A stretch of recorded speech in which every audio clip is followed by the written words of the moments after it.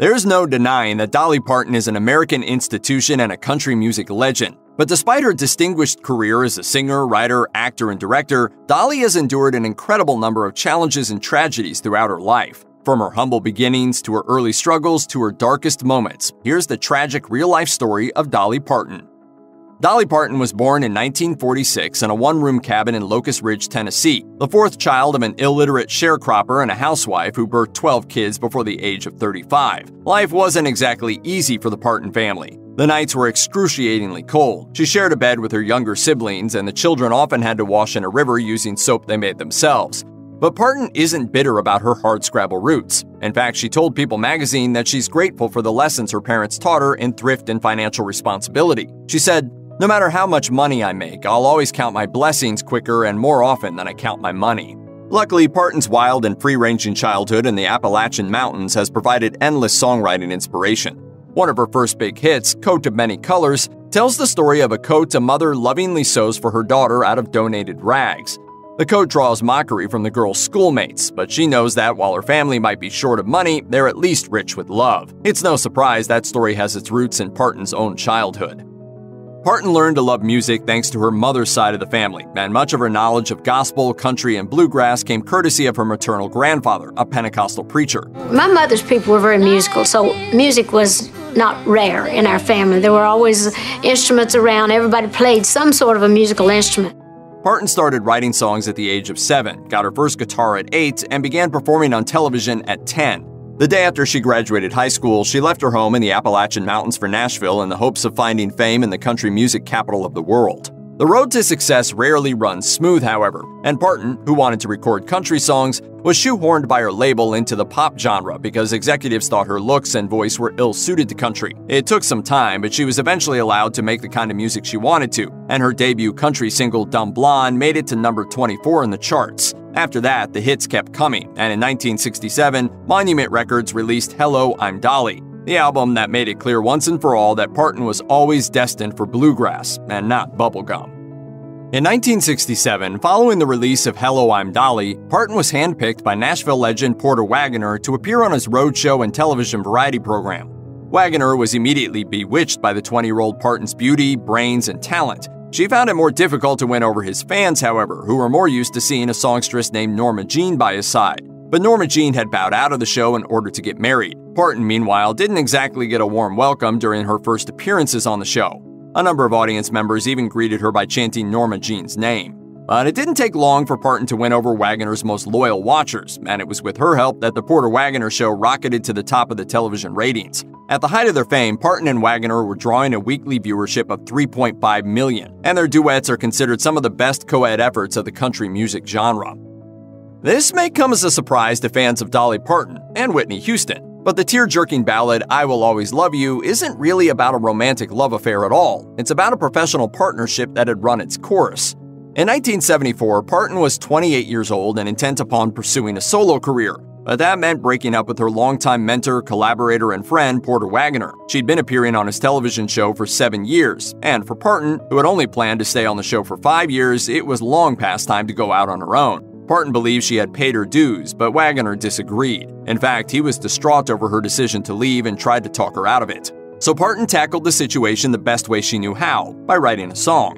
After confronting Wagoner, she went home and wrote I Will Always Love You. The next day, she performed it for him, and deeply touched, Wagoner agreed to let her go. Although that seems like a nice enough ending for this story, things didn't stay so rosy between the two. In fact, Wagoner went on to sue Parton for breach of contract, and the two feuded for years afterwards before finally calling a truce and ending up friends. True to the spirit of the song, Parton was by Wagoner's side when he died in 2007. Growing up in a large, impoverished family, Parton often mothered her siblings. Later, when she moved to Nashville to pursue a singing and songwriting career, she even brought a number of her brothers and sisters and their children to live with her.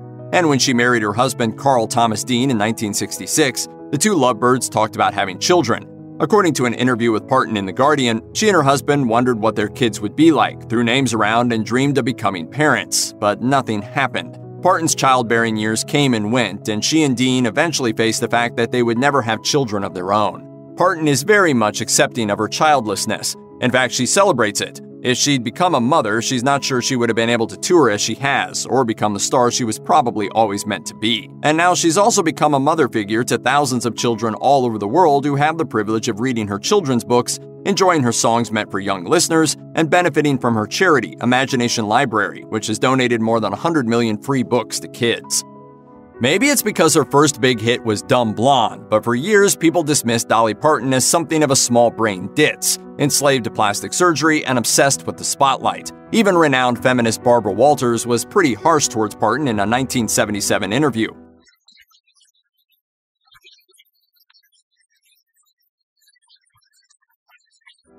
Walters even went so far as to suggest that Parton was little more than a joke.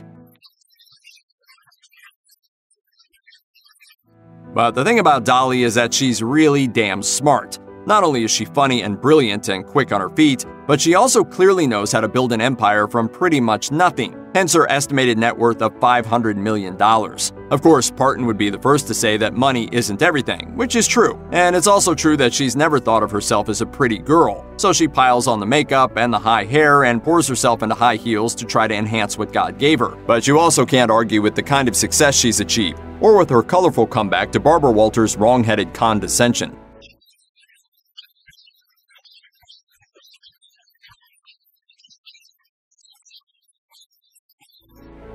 For a long time, Dolly Parton was infamously apolitical. She and the very liberal Jane Fonda even made sure to stay away from discussing politics while on the set of 9 to 5 in order to keep the peace. Over time, though, Parton has had politics thrust upon her, namely in the area of gay rights. Ever since the 80s and 90s, she has been a gay icon and go-to for drag queens around the world. Since then, Parton has embraced the gay community in a myriad of ways, including devoting a special day to the LGBTQ community at her Dollywood theme park in Pigeon Forge, Tennessee. That move invited the ire of the local chapter of the Ku Klux Klan, whose members have protested Dollywood's so-called Gay Day and periodically rattled the singer with threats against her life. Obviously, however, Parton isn't one to be intimidated by hate groups. She later told the New York Daily News, "If I was gay, I would have come out of the closet just a flyin'." Having lived for over 8 decades, Dolly Parton has experienced her fair share of loss, but perhaps one of the most tragic losses in a long line of them has been that of her niece, Tevra Parton, who died of a drug overdose at age 36. Dolly had been trying to help Tevra overcome her problems with addiction and even paid to send her to rehab, but in the end, the mother of 2 succumbed to her substance abuse. Just a month prior to Tevra's death in April of 2017, Parton saw the passing of her manager Don Warden, whom she'd met in 1967 on the set of the Porter Wagoner Show. Warden died at age 87 of natural causes. Parton responded to Warden's death with the perfect line, which of course she wrote herself, "I will always love you." When Dolly Parton opened her country western theme park Dollywood, she did so with history firmly in mind. The land the park stands on has a storied past, having served as an attraction in the Pigeon Forge area since 1961 when it was the Rebel Railroad. Parton bought the property in 1986, added a number of new attractions, and since then Dollywood has become one of America's most popular theme parks. But it has also seen a spate of serious injuries, leading to a number of lawsuits and plenty of bad press. The most recent of these lawsuits was brought by a mother of 2 who claims that her experience on the River Rush water coaster ended with partial paralyzation. According to TMZ, the woman was propelled off her seat and struck her spine on a hard surface. As of 2019, she's suing Parton for $2 million. Another such case put the spotlight on Dollywood's safety record in 2014. A woman fell and struck her head on the pavement while exiting one of the park's swing rides. She suffered spinal and neck injuries, as well as a broken jaw, and sued for $475,000. The 2 parties settled out of court. Dolly Parton has always been an optimist, and hey, anyone who's lived her kind of rags-to-riches story would be. But being an optimist doesn't mean that your life or your mental health are in perfect condition, and there was a time when she got so low, she contemplated ending it all. This dark period came back in the early 80s when she had what she would later call an affair of the heart. Parton has been married to her husband Carl Dean since 1966, and the emotional cheating she felt she had committed sent her into a deep depression.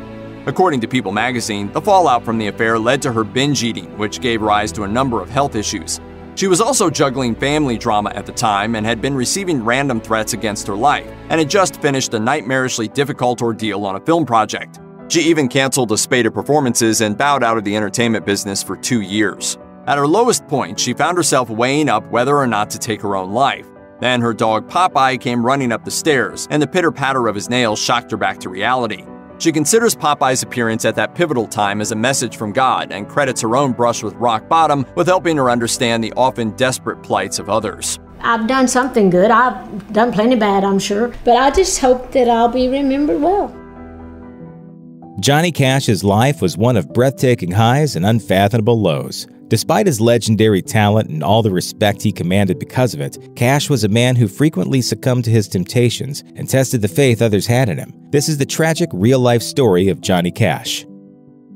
Johnny Cash was the fourth of 7 children, born February 26, 1932 in Kingsland, Arkansas, to Ray and Carrie Cash. In his memoir, Johnny Cash, the autobiography, Cash recalled that the house in which he was born didn't have any windows, and in winter, his mother had to hang blankets to keep them warm. The Depression hit the Cash family hard, but when Johnny was 3 years old, they moved to the Dyess Colony in northeast Arkansas, taking part in a federal farming program in which the family farmed 20 acres of cotton and other crops. When he was 5, Johnny started working the fields alongside his parents and siblings. He started first as a water boy, carrying drinking water out to his family. By the time he was 8, he was picking cotton with them, dragging a heavy canvas sack that started empty, but by the end of the day held 200 or more pounds of cotton. Cash wrote in his memoir, "It wasn't complicated. You just parked the wagon at one end of the rows and went to it." He said the work was exhausting and painful. He had back pain, even as a child, and the cotton bolls he picked were sharp, which cut his hands. Cash remembered, "We just worked and worked and worked." One Saturday morning when Johnny Cash was 12, he asked his older brother Jack to go fishing. Jack declined, since he had a job cutting oak trees into posts and working at a table saw. In his autobiography, Cash remembers begging his brother to skip the work, but Jack said no. Cash went by himself, but the time he spent there felt listless, and eventually he left and headed for home. On his way back, his father met him on the road in a panic. There had been an accident, and Jack was badly hurt. He had been pulled into the saw and cut from his ribs through his stomach to his groin. Jack clung on to life for close to a week before finally succumbing. Cash later remembered, "After Jack's death, I felt like I'd died too. I had no other friend." As he grew up, Cash felt his brother's influence on him. Cash wrote, "The most important question in my life has been, which is Jack's way? Which direction would he have taken?" Jack even showed up in Cash's dreams from time to time, usually when Cash was either doing something he shouldn't have been doing or about to do something he shouldn't have been doing. In the dreams, Jack would know what Cash wanted to do and would look at him with an admonishing smile. According to Cash, there's no fooling Jack. When Cash was in the Air Force, he incessantly wrote letters to a woman named Vivian Liberto, who he had met at a roller rink and would later marry after leaving the service. Their domestic situation was a relatively normal one, in the sense that he got a job and they started a family, but all that changed when Cash started playing and recording music. Cash had a hit record, Cry, Cry, Cry, that compelled him to go out on tour, and that spelled trouble for their marriage. Eventually, according to biographer Steve Turner, Cash was away from home up to 80% of the year, traveling some 300,000 miles in the process. Unfortunately, during his time, he also began to succumb to his addiction to amphetamines and alcohol, and also developed an eye for the attractive, sassy women he'd often meet on the road. Around this time, he also met and began flirting with June Carter, who would go on to become his second wife. Cash's time on the road made his time at home difficult to bear. His eldest daughter, Roseanne, would later remember, "It got to where it was like somebody else was coming home, not my daddy.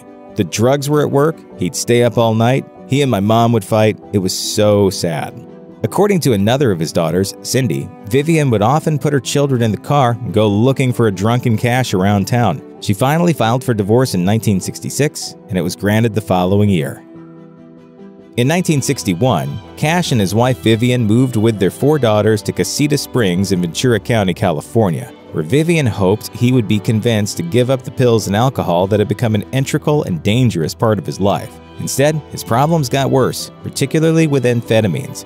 His daughter Roseanne later said, "In my pre-teen years, my father's drug addiction was really consuming him and my parents' marriage. There was just this background tension and anxiety to all of those years. The pills would leave his voice a mere croak, and it got to the point where he was having trouble performing. Often, he never showed up to his gigs at all. Eventually, Cash stopped taking amphetamines, but his vigilance would sometimes wane. After all, he was still an addict and an alcoholic. He couldn't just take one pill. He needed a handful. He couldn't just have one drink. He needed to empty out his hotel room's minibar. Cash's struggles continued in the 80s, when he was prescribed pain medication for various surgeries and illnesses and continued to take them after he no longer needed them. Luckily, Cash didn't face these demons alone. The singer's struggles required a steadying influence in his life, so when he couldn't manage himself, he leaned on his second wife, June. She's not only a lady who I share my life with, but she may have been the person responsible for me still being alive. Strangely enough, the man who sang so convincingly about shooting a man in Reno just to watch him die was never once in his life incarcerated in an actual prison. He was, however, arrested several times for a variety of offenses related to drugs, either for procuring them or for his many escapades under their influence. Steve Turner's Cash biography tells the story of October 1965, when Cash took a flight to El Paso, Texas, then caught a cab to take him across the Mexican border to Juarez, where he bought 668 Dexedrine and 475 Equinil tablets on the black market and hid them in his guitar. Unfortunately for him, the dealer was under surveillance for allegedly selling heroin. Cash was arrested at the airport and held overnight on drug smuggling charges. He also faced charges back in El Paso for possession of the pills. Earlier that year, in May, Cash was drunk and out well past curfew in Starkville, Mississippi, when police arrested him and put him in a holding cell overnight to sober up. According to Rolling Stone, Cash kicked his foot against the cell door so hard that he broke one of his toes. And in November 1967, while under the influence of pills, Cash went on a joyride through Georgia, before banging on the door of a rural home until the police were summoned. His arrest that time netted him a night in jail. Cash often told a story about a time in which he was so deep in the throes of drug-related despair that he found himself completely robbed of the will to live. According to Cash, he trekked up to the Nickajack Cave in Tennessee in the fall of 1967. In his autobiography, he wrote, "Nickajack contained the remains of many cave explorers, amateur adventurers who'd lost their lives in the caves over the years, usually by losing their way, and it was my hope and intention to join their company." Cash said he crawled through the cave for several hours until his flashlight batteries gave out, at which point he laid down in the pitch dark, ready to die. He said he'd never felt so far from God, but as he laid there, an epiphany came over him, that perhaps it wasn't his time to die. He got up and found his way out of the cave in the dark, guided by a small draft of air, and subsequently promised to quit drugs that very day. Cash recounted this story many times. It's published in his memoir and in a number of magazines and books that cover his life. But the story has many detractors. For example, Marshall Grant, Cash's friend and former bass player, says it never happened. And Robert Hilburn, Cash's biographer, notes that the Nickajack Cave was underwater in the fall of 1967, since the Army Corps of Engineers had dammed it up. He also wrote, Cash did not quit drugs that day. In April 2003, June Carter Cash had been diagnosed with a leaky heart valve. And after a battery of tests, doctors determined that valve replacement surgery was the only option to fix her problem and prolong her life. According to Steve Turner's biography of her husband, she initially balked at the prospect of going under the knife, claiming that at 73, she was too old for the operation. Johnny Cash begged her to have the surgery, claiming he wasn't ready for her to leave him. June finally relented and had the surgery on May 7th, but early the next morning she went into cardiac arrest. It took doctors 20 minutes to resuscitate her, after which they put her on life support. 3 days later, doctors performed more tests to see if she responded to stimuli, an indicator of whether she had any brain function. No one was certain how long her brain had been deprived of oxygen during the cardiac episode and resuscitation efforts. Johnny Cash gave permission for life support to be switched off, and June's bodily functions were expected to shut down over the course of 3 or so hours. Instead, she lingered for 3 days. On May 15th, with her family standing vigil around her bed, June Carter Cash passed away.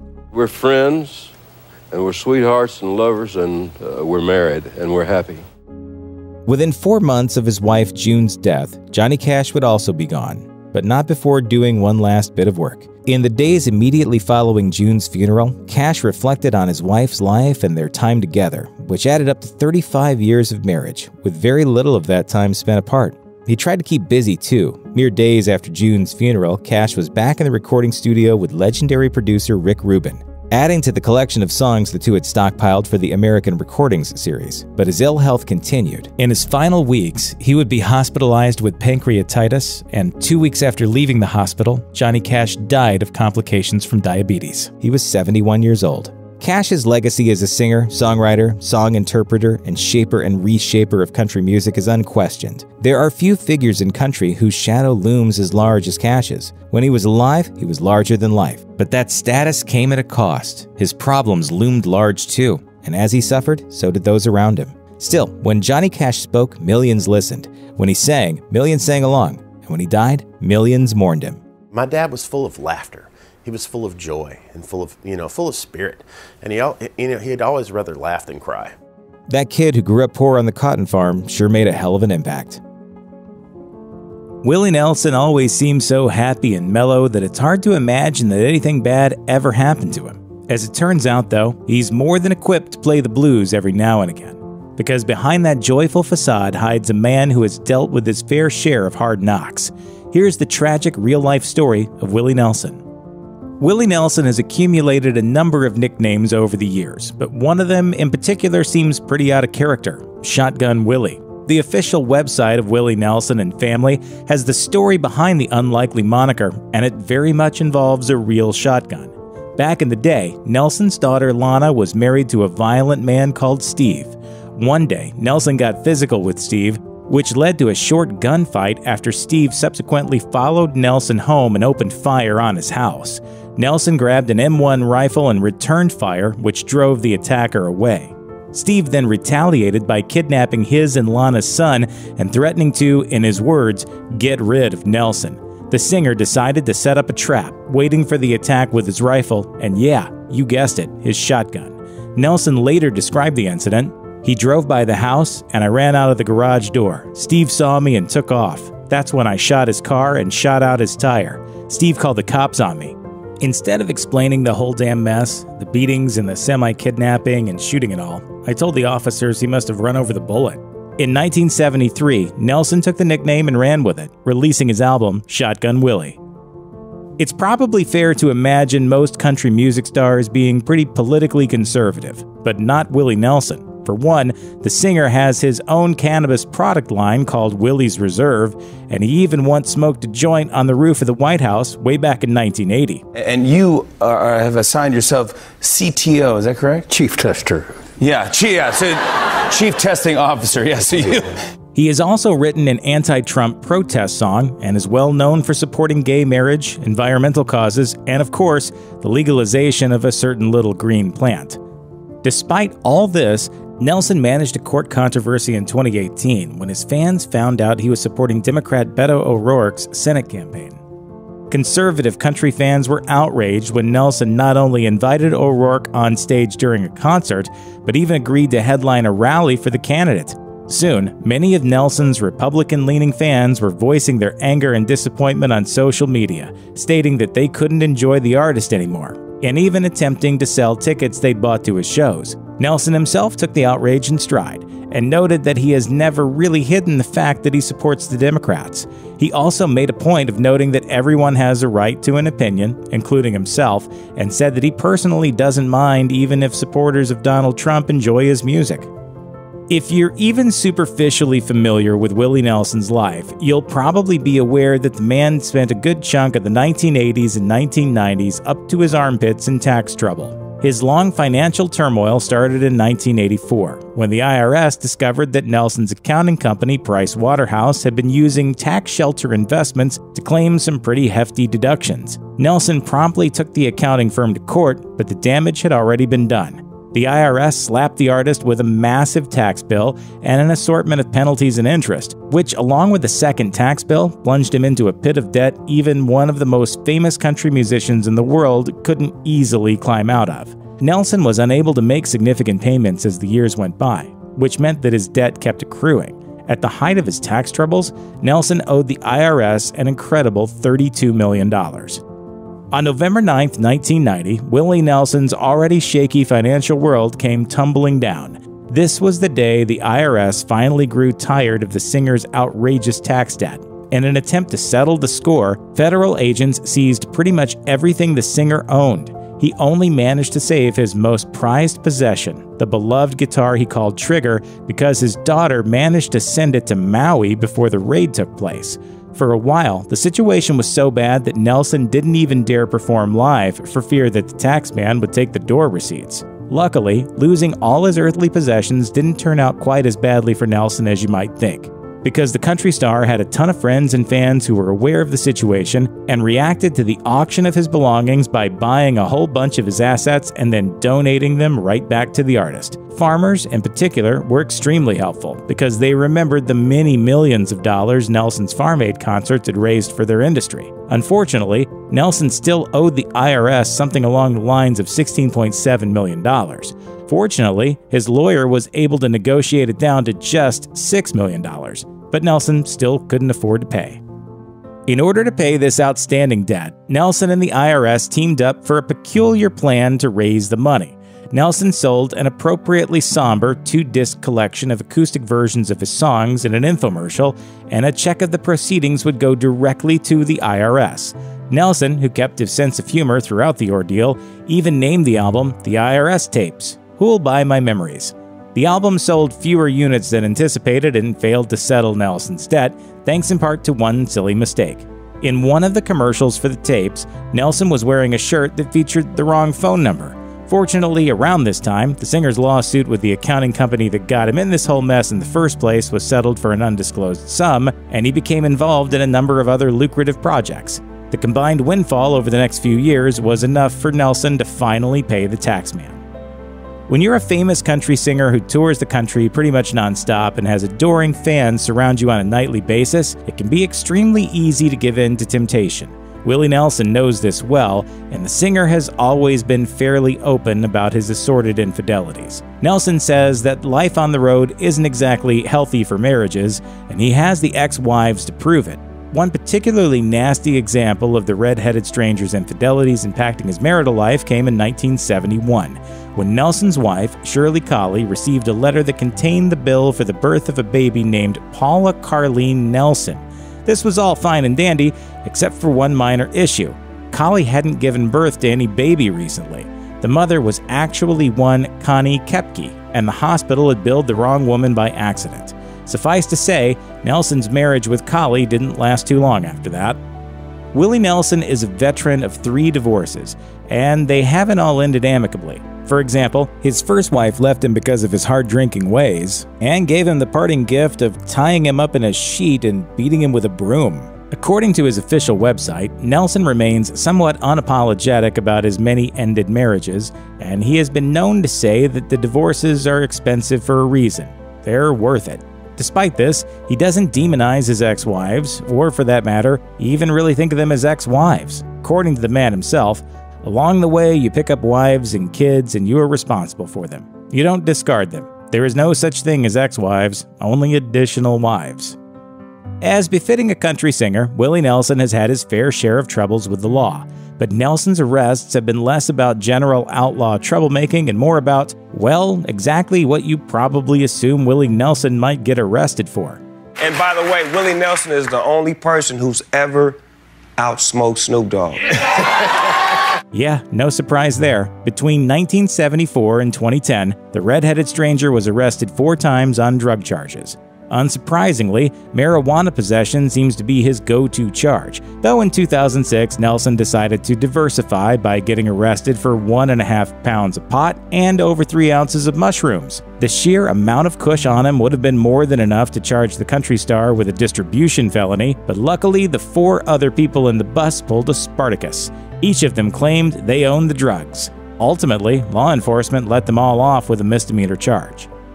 Willie Nelson is extremely fond of his entourage, which he tends to think is something of an extended family. Imagine, then, his pain when one of these people, a bandmate no less, unexpectedly passes away. Sadly, this exact scenario played out in 2011, when Nelson's longtime bass player Dan B. Spears was stepping out of his motorhome near Nashville, Tennessee, and unexpectedly slipped and fell. Details about the events that followed are scarce, but the lifeless body of the 62-year-old musician was found the next day. Reportedly, his cause of death was exposure. As expected, Nelson was shocked and saddened by the loss of his longtime band member and friend. Nelson turned 86 in 2019, but he's still very much in the touring game. Whether this is a display of truly exceptional work ethic or merely a man doing what he loves as long as humanly possible is up for debate. But one thing is tragically certain: his advanced age and life on the road have meant all sorts of health scares for the singer. One such scare occurred in August 2019, when Nelson abruptly canceled the remaining 30 shows of his tour because of a breathing problem that required a doctor. Fortunately, this particular issue was either quickly solved or deemed insignificant because Nelson's publicist soon announced that he will resume the tour after all. However, this is hardly an isolated incident. Nelson has been struggling with emphysema for several years, and show cancellations and rescheduling have become common. In 2017, another bout of respiratory issues forced him to stop a concert short in Salt Lake City. While he blamed the altitude for that particular event, it would not be his last. In 2018, a devastating flu took Nelson's February tour dates off the calendar, and a few months later, he had to walk off stage without playing a note. I'm 85 years old, so at some point you got to start realizing, how many more years you want to go. They say art is pain, but Willie Nelson's experience with pain goes far beyond the emotional. Instead, it's a very physical situation, namely carpal tunnel syndrome.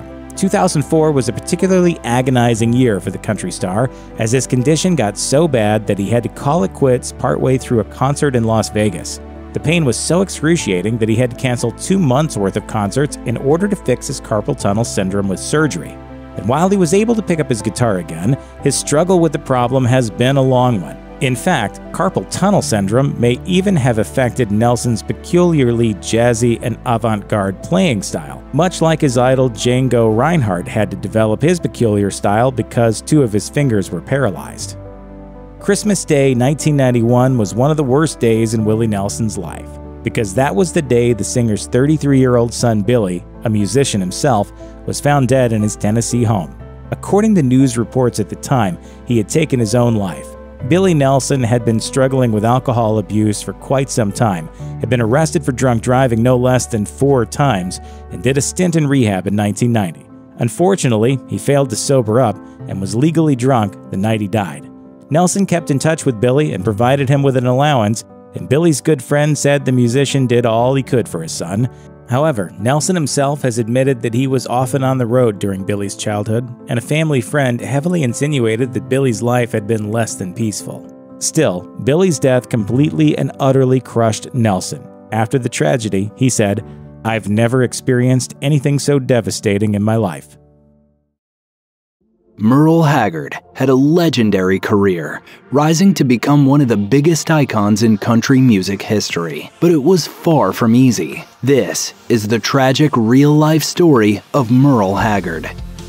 Merle Haggard was born on April 6, 1937, into poverty. His family had moved to California during the Great Depression and set up home in a refurbished old boxcar. Things got even tougher though, when Haggard's father James suddenly died in 1946 when Merle was just 9 years old. Merle told Rolling Stone, "Something went out of my world that I was never able to replace." In his father's absence, Merle turned to music. His parents had never appreciated music, and his mother frowned upon entertainers. But Merle found himself sneaking into music halls to listen to the country stars of the day, like the Maddox Brothers. Merle also turned to something else: crime.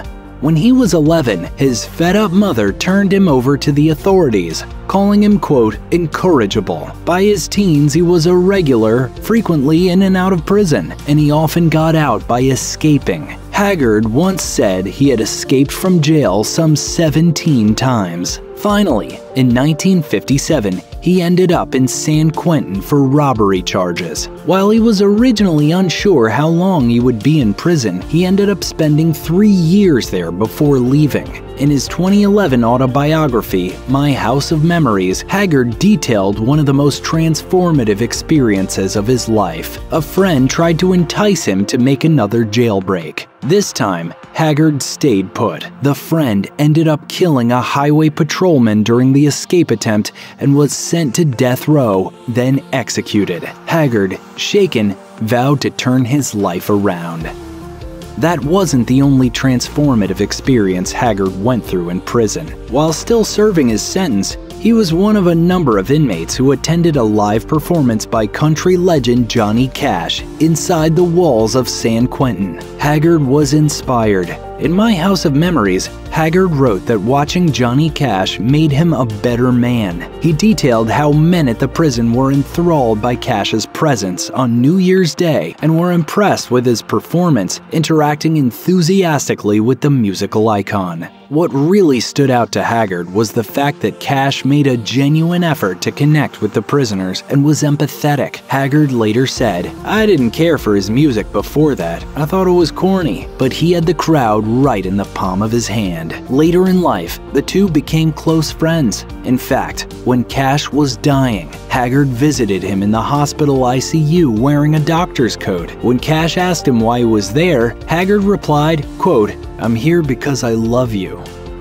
After he left prison on parole in 1960, Merle Haggard decided to focus on the one thing that he'd been ignoring for a long time: music. When he wasn't working for his brother Lowell, he'd devote his Saturdays to music. Haggard wrote in his autobiography that he was simply trying to figure out what he could do in the music scene when something unexpected happened. A stranger, Jack Collier, showed up at his house and asked him whether he'd like to be part of a band, explaining that their frontman had accepted a different job and that they were looking to fill the position. Haggard immediately agreed. The group performed together 4 times a week, helping him to start his career in the music industry. Haggard wrote, "That little gig was the beginning, and it went all the way from that to where I am today." Haggard would spend the next few years honing his music skills and working several gigs until he landed a spot with Capitol Records in the early 1960s. Haggard's first major hit was "Sing a Sad Song," which hit number 19 on the Billboard country charts in January 1964. It didn't exactly make him a household name, but the song did set Haggard on his way to success. Haggard was married 5 times, with varying degrees of success. He and his first wife, Leona, had 4 children together during the course of their 8-year marriage, but they also fought all the time, and those fights often turned into physical abuse on both sides. According to reports, Leona once beat Merle in public, while on another occasion she jumped out of a moving car to avoid being hit by Haggard. Haggard said that a major issue in their marriage was the fact that while he was in San Quentin, Leona became pregnant with another man's child. He said the abuse reached a peak when, after his release, she began mocking him in front of her new lover. Haggard attacked her and began to strangle her. He said, "I remember thinking in my mind, well, I know where I'll be going. I'll be going to death row, San Quentin." But I was so upset with her. Then I came back to reality. They finally divorced in 1964, and Haggard went on to marry 4 more times. He credits his second wife, singer Bonnie Owens, for helping him with some of the biggest hits of his career. Though they divorced in 1978 after 13 years of marriage, she still continued to tour with him as his backup singer until her death in 2006. He married his 5th and final wife, Teresa Ann Lane, in 1993, and they remained married until Haggard's death in 2016, an event that hit her very hard. She later said, "I'm just now picking myself up out of the dirt, and I'm barely walking, 'cause I lost my everything. He was my world." Merle Haggard reflected on his life through his music, including the tough parts like his time in prison and the experience of losing his father through songs like Mama Tried, Sing Me Back Home, and Branded Man. While he was initially reluctant to talk about his hard times, he opened up about his experiences after being encouraged by Johnny Cash, revealing on the Johnny Cash Show that he did in fact have a prison record. Haggard had been worried that being an ex-con would destroy his career, but instead, it actually boosted his career because it showed viewers a unique side to the singer, while cementing the fact that he was a real person singing from real, tough life experiences. Haggard later revealed, "Johnny Cash once told me, 'Hag, you're the guy people think I am.'"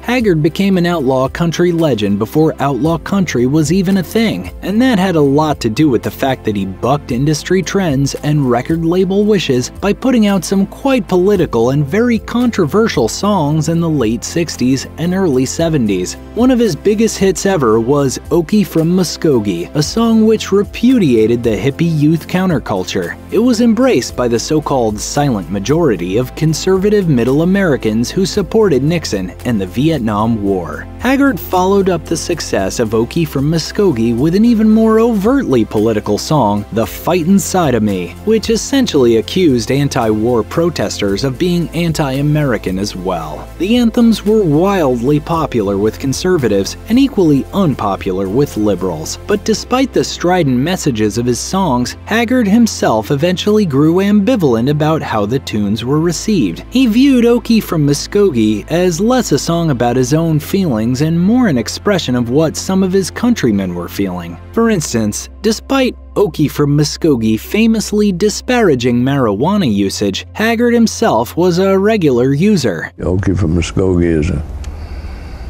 is a hit for other reasons, which a lot of them I'm not sure of.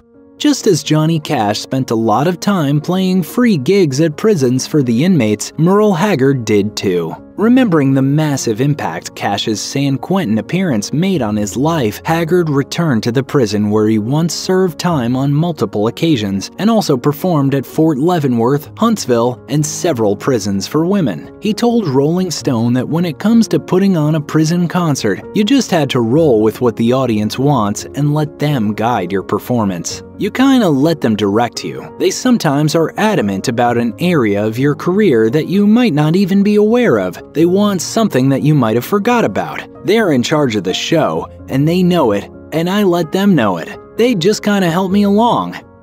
Merle Haggard went through a rough patch in the 1980s, battling drug addiction. He wrote candidly in his memoir, My House of Memories, about this dark period of his life, in part because he wanted to be open and honest with his children about both his past and the dangers of drug abuse. I said early in this book that I reluctantly confessed these things about myself, knowing my children will read them. I believe my kids know I wouldn't lie to them. Haggard's past unexpectedly became a hot-button topic again in 2015 when country singer Luke Bryan referenced Haggard's drug use in an interview, saying, "I think that people who want Merle, Willie, and Waylon just need to buy Merle, Willie, and Waylon. I'm not an outlaw country singer. I don't do cocaine and run around, so I'm not going to sing outlaw country." Many fans were upset and attacked Bryan on social media, prompting him to call Haggard's son Ben to apologize for bringing Merle into it. Despite the difficulties Haggard faced in the 80s with his addiction, though, he cited a 1992 bankruptcy as the low point that really forced him to reevaluate how he was conducting his life and career. What really stuck home? He filed for bankruptcy on the same day that his fifth wife, Teresa, gave birth to their son, Binion. At the end of his life, Merle Haggard dealt with several health issues that prevented him from pursuing his passion for music. Despite that, he played whenever he could and tried to stay active as a musician. For instance, in early 2016, Haggard told Rolling Stone that he was optimistic and felt grateful that he was still alive after suffering through a serious bout of pneumonia. At 78, he was then getting ready for a tour just a few days after being discharged from the hospital. Before he was diagnosed, Haggard had experienced frequent coughing fits, but didn't realize that it was a sign of something more severe, and persisted with his shows. "I always felt better after I'd work because of the exercise that it gave to my lungs. When I play, I feel better when I come off." Haggard was finally forced to go to the hospital after he felt like he was suffocating before a performance. He said the experience was terrible. Doctors described his pneumonia, which had affected both lungs, as, quote, about the size of a grapefruit on each side. The singer managed to beat it, though, and was ready to get back to touring within weeks. Merle Haggard wasn't a simple man, and he wasn't a simple icon either. He once said, "It never has been fun being Merle Haggard. I've had lots of peaks and valleys." From his history of theft, incarceration, spousal abuse, and addiction, to his complex political beliefs, Haggard lived a controversial and very public life. I'm deeply disturbed with our country and deeply in love with it. But he never shied away from talking about his own faults. and he channeled those complexities into seemingly simple songs that were deceptively deep and revealed a great deal about the universal human struggle. Haggard passed away on April 6, 2016, his 79th birthday. Fans and musicians around the world expressed their grief and paid their condolences. Dolly Parton, Willie Nelson, and Clint Eastwood were among those who paid public tribute, while Beatles drummer Ringo Starr tweeted, "God bless Merle Haggard. Peace and love to all his family. Merle was a hero of mine. Peace and love." Perhaps Haggard himself gave the best eulogy, saying in an old interview, "There is a restlessness in my soul that I've never conquered, not with motion, marriages, or meaning. It's still there to a degree, and it will be till the day I die." You can't talk about the founding of country music without mentioning Loretta Lynn, the coal miner's daughter who grew up poor in Kentucky. You might think that fame, money, and adoration would have brought the songstress happiness, but what many casual fans don't know is that her life was far from perfect. Here's Loretta Lynn's tragic story. Lynn's husband Oliver, whose nicknames were Mooney for his favorite drink moonshine, and Do, as in Doolittle, often made Lynn's life a living hell. If he hit me once, I hit him twice. He knew it too. But after 50 years of this, why didn't you just divorce him? I loved him. Mooney left her when she was pregnant with their first child. He was gone when she gave birth to their son Jack. He even slept with her brother's wife, according to CBS News. It's perhaps one of country music's most bittersweet stories that Lynn's first #1 hit was 1967's Don't Come Home a-Drinking, an obvious nod to Mooney's habits. According to the CMT show Inside Fame Loretta Lynn, Mooney disappeared for 2 weeks early in Lynn's life as a mother, and she and her children survived on dandelions and games she shot in her own backyard. You've got 4 kids, one right after the other. The man should take care of you better. And of course, at his age too, he was, liked to run around quite a bit. Lynn had 4 children by the time she reached her mid-20s. She would go on to have 2 more, plus 3 miscarriages, and to write a hit song as a tribute to the birth control pill. The song The Pill, an instant feminist anthem, was banned by a host of radio stations and denounced by several Christian leaders as sacrilegious, but attempts to censor the tune only made it more popular. According to NPR, Lynn admitted in interviews that she would have loved having access to the pill as a young woman. In fact, she said she would have eaten the pills like popcorn, but in her memoir, Coal Miner's Daughter, she claims to have grown up largely ignorant of reproductive matters, writing, "I never knew where babies came from until it happened to me." Teenage motherhood was difficult for her. It wore her down, and she didn't get much help from her husband, who, when Lynn took to the road to tour, hired a nanny to do the hard work instead of doing it himself. Lynn has lived through almost unimaginable loss. In 1963, she said goodbye to her friend and mentor Patsy Cline, who died in a plane crash, according to PBS. Her son Jack Benny died in 1984, having struck his head on a rock while attempting to cross a river on his horse. In 1996, Lynn's husband Mooney died of congestive heart failure after a 4-year battle with the disease. In 2013, her daughter Betty Sue succumbed to emphysema. 3 years later, Jack Benny's oldest son, Jeffrey, died unexpectedly on the family ranch in Tennessee. Some might say that Lynn's career as a country music artist was aided by these tragic losses. It's true that Lynn's songs often sprung directly from her own life and experience, but according to CMT Inside Fame, she often told her daughters that she would have rather been a nobody who had more time with her family and friends. Lynn wrote 14 songs that were, to varying degrees, banned from the radio because of their sensitive and controversial subject matter. According to Taste of Country, the first song to offend the delicate feelings of mid-century American DJs was Fist City, in which Lynn warns another woman that if she keeps pursuing her man, the other woman would get a right hook in the kisser. The Pill, her love letter to contraception and the freedom it gives the women who take it, also caused a stir in the country music community. So did Rated X, Don't Come Home a-Drinking, One's on the Way, and Wings Upon Your Horns. Lynn has always written songs about real life and real problems and authentic situations, and that has made a number of people uncomfortable. She told the Wall Street Journal, "Sometimes I write songs in a way where they can't play them." Over the course of her long life, Loretta Lynn has fought many battles. Her most recent one has been with the tabloids, whose stable of sleazy writers keep insisting she is either dead, dying, or being thrown in a home by her uncaring family. In response to one such rumor, Lynn wrote on her Facebook page that she'd had enough of it, saying, "Well, through the years, they've said I'm broke, homeless, cheating, drinking, gone crazy, terminally ill, and even dead. Poor things can't ever get it right. I'm about an inch from taking them to Fist City." Lynn is alive and well and still making music. In 2016, she collaborated with Willie Nelson. In 2018, she put out a new album titled Wouldn't It Be Great, and she's always working on the next song. We can't wait to hear what she does next. Waylon Jennings sang about heartbreak, hard luck, and hard choices. And as it turns out, he knew all about that stuff, as he lived a tough life marked with pain, struggle, and loss. Here's a look at the tragic, rambling life of Waylon Jennings. Waylon Jennings was just getting his career started in 1959 with some recording sessions produced by superstar Buddy Holly, who invited Jennings to come on a tour alongside fellow musicians Ritchie Valens and J.P. Richardson, aka the Big Bopper. On the 2nd of February, Holly chartered a plane to get himself and his band from Iowa to Fargo, North Dakota. Jennings was supposed to be on the flight, but both Valens and Richardson were sick, so Jennings agreed to give up his seat to Richardson and take the bus instead. Holly joked to him that he hoped their bus broke down, to which Jennings replied, quote, "I hope your old plane crashes." Horrifyingly, that's exactly what happened. Everyone on board, Richardson, Holly, Valens, and pilot Roger Peterson, were thrown from the plane when it crashed shortly after liftoff, and none survived. Never a week goes by that I don't think of something about Buddy and those guys. Waylon Jennings' love life is synonymous with his long relationship with Jessie Coulter, whom he married in 1969.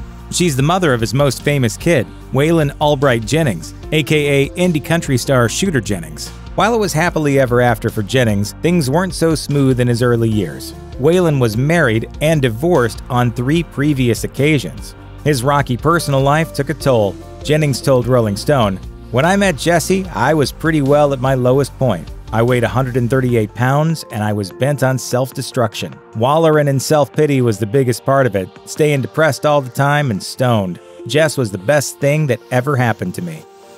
Waylon Jennings certainly did his fair share of hard living, but in 1972, the 35-year-old singer got extremely sick and could have died after just having a slice of pie and a glass of milk. Jennings wrote in Waylon, an autobiography, that he only remembered afterwards that he had been warned not to eat anything local during his tour due to a hepatitis outbreak. Unfortunately, it was too late. Within a couple of days, he was experiencing back and kidney pain, and his wife noticed he looked yellow, a telltale sign of hepatitis. Though he initially refused any treatment, after passing out, he finally agreed to seek potentially life-saving treatment at a nearby hospital. In the 1970s and 1980s, according to People, Waylon Jennings was gripped by a powerful addiction to cocaine. It got so bad that he and his wife Jessie Coulter briefly separated. Not even an August 1977 bust by police at a Nashville recording studio, where he had so much cocaine on his person that he was charged with intent to distribute, could get him to quit. The effects of the drug seemingly hadn't affected his work, though, until a 1984 show in Portland, Oregon, when he mumbled his way through just a few songs and stumbled off the stage to a chorus of boos. That spurred him to seek help. At the suggestion of Johnny Cash, he tried the Betty Ford Center. Though he wasn't able to completely kick the habit there, it helped inspire him to finally go cold turkey once and for all, after flushing $20,000 worth of cocaine down the toilet. As a major singer-songwriter, recording artist, and concert draw throughout much of the latter half of the 20th century, Waylon Jennings made a lot of money. Unfortunately, he also blew through that money almost as fast as he made it. According to his autobiography, Jennings went broke no less than 3 times. At one point, his home and other real estate holdings were seized, his bank accounts had been closed, and his advances were all spent. He attributed part of that to a $1,500 a day drug habit, and part of it to paying a huge staff that included a road manager, a band manager, a publicist, a secretary, a booking agent, a receptionist, gophers, and personal assistants all around. In 1981, Jennings had to even file for bankruptcy, citing a whopping $2.5 million debt. Cocaine is very bad for the heart. And although Waylon Jennings stopped using the drug in 1984, he still endured heart troubles many years later. In October 1988, doctors performed a balloon angioplasty to clear a blocked artery. Just 2 months later, while on his tour bus and headed to a gig in Tennessee, the 51-year-old Jennings started to suffer from chest pains so intense that his driver immediately rerouted to Baptist Hospital in Nashville. Tests revealed partial blockage in 3 of Jennings' arteries, necessitating immediate triple bypass surgery. Fortunately, at no point did he suffer a heart attack, and he made a full recovery. Under doctors' orders of rest and relaxation, Jennings canceled 2 months' worth of shows, and he also had to adopt healthier habits and fast. He told UPI, I had to change the way I eat. Smoking is what caused my problem. I smoked for 41 years, and I was smoking 5 and 6 packs a day in the last few years. Cocaine discourages appetite, and at his lowest points, Jennings was almost skeletal, subsisting on milkshakes force-fed to him by wife Jessie Coulter. But after he quit the drug, his appetite returned full force, and Jennings quickly began putting on pounds, writing that, quote, "Once I started gaining weight, I couldn't stop." Less than a decade after finally shaking his drug habit, Jennings was diagnosed with adult onset or type 2 diabetes, which can lead to severe complications, including kidney problems, vision loss, and poor circulation. Sadly, Jennings developed vascular disease in both legs. In 2001, he got an infection in his foot, and his body, ravaged by diabetes, couldn't fight it off. Doctors had to amputate it to try and save his life, but it was too late. Just 2 months later, the country legend passed away at age 62. But his legacy will always be around. In 1985, Johnny Cash, Waylon Jennings, Willie Nelson, and Kris Kristofferson formed the country music supergroup The Highwaymen. Over the next 10 years and 3 albums, they thrilled fans around the globe. Then they vanished, like ghost riders in the sky. Here's the untold truth of The Highwaymen. Country music fans got the gift of a lifetime for Christmas in 1984, but it didn't come from Santa Claus. It came from Marty Stewart. At the time, Stewart was working with Johnny Cash's band, so he was on hand in Switzerland for the filming of a Johnny Cash Christmas TV special that also featured Willie Nelson, Waylon Jennings, and Kris Kristofferson as special guests. Back at the hotel, they got to jamming and hanging out and realized it would be fun to team up and try something new. It was also a second chance for Cash, who had been on a career downswing and was feeling low as a result. Stewart, who was also Cash's son-in-law at the time, said the idea of a supergroup was Johnny's, quote, first glimmer of hope in a while. But with 4 distinct singing voices, harmonizing proved difficult at first, especially between Cash and Nelson, who initially tried to record a duet album with little success. Luckily, Stewart had an idea and brought them the song Highwayman to cover. I said, listen, 4 verses, 4 guys, no harmony required. According to Stewart, Cash liked it, as long as he could sing the verse about the starship. The 4 country icons recorded Highwayman, and it went on to be the supergroup's only #1 single, winning the Grammy Award in 1985 for Best Country Song. In 1985, when the country legends released the album Highwayman, the supergroup had yet to officially name themselves. Instead, they simply listed all 4 of their individual names along with the album title. When they went on tour in 1990, though, they needed a name for the group, which is when they decided to adopt the name Highwaymen from their hit song and album. Just one problem: there was already a group called the Highwaymen, a folk group from the late 1950s and early 1960s. The original Highwaymen didn't appreciate their name being taken and filed a lawsuit. According to the Willie Nelson and Friends Museum, things were quickly smoothed over, and the folk group dropped the lawsuit in exchange for the opportunity to open for the new Highwaymen at a Los Angeles concert.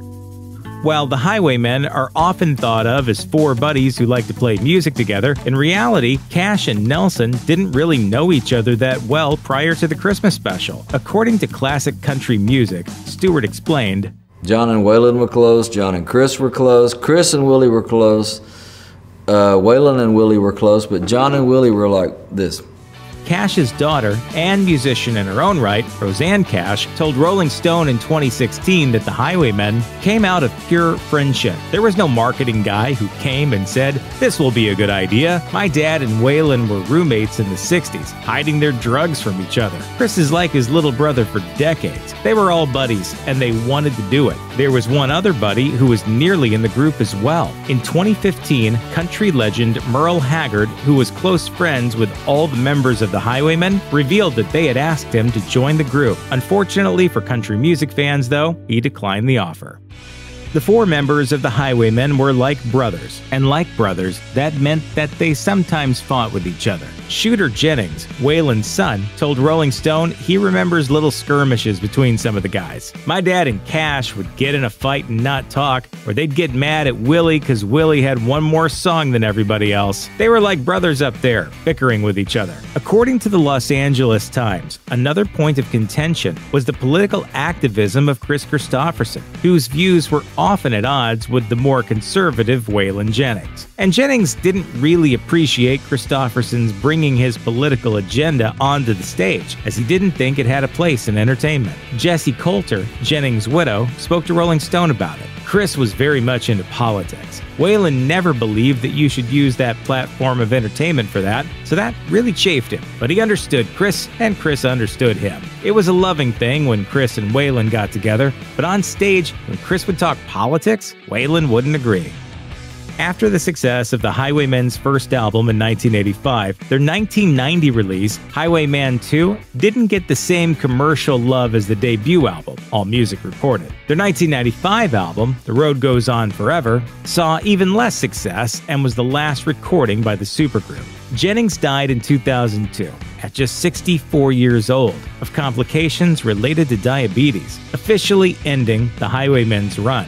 Cash's death was soon to follow in 2003. At 71, he also succumbed to health problems related to diabetes. Columbia Legacy released a Highwaymen box set in 2016 called The Highwaymen Live: American Outlaws that compiled some of their most memorable live performances. And in the PBS film The Highwaymen: Friends Till the End, Nelson and Kristofferson spoke about what their time with the Highwaymen meant to them. Kristofferson said, "For me, it was heaven. I was up there on stage with my heroes, the people that I worshipped. We did nothing we didn't want to do, and we stood up for things we believed in, and it was a beautiful life that way." Nelson said something similar. "I had 3 of my favorite people out there. I loved them all like brothers. We all got along good together, and we had fun together. We made a movie together. We toured the world a couple of times." It was just some of the best times of my life. Emmylou Harris is one of the most respected and award-winning country performers of the past few decades. But how much do you really know about her life and her legendary career?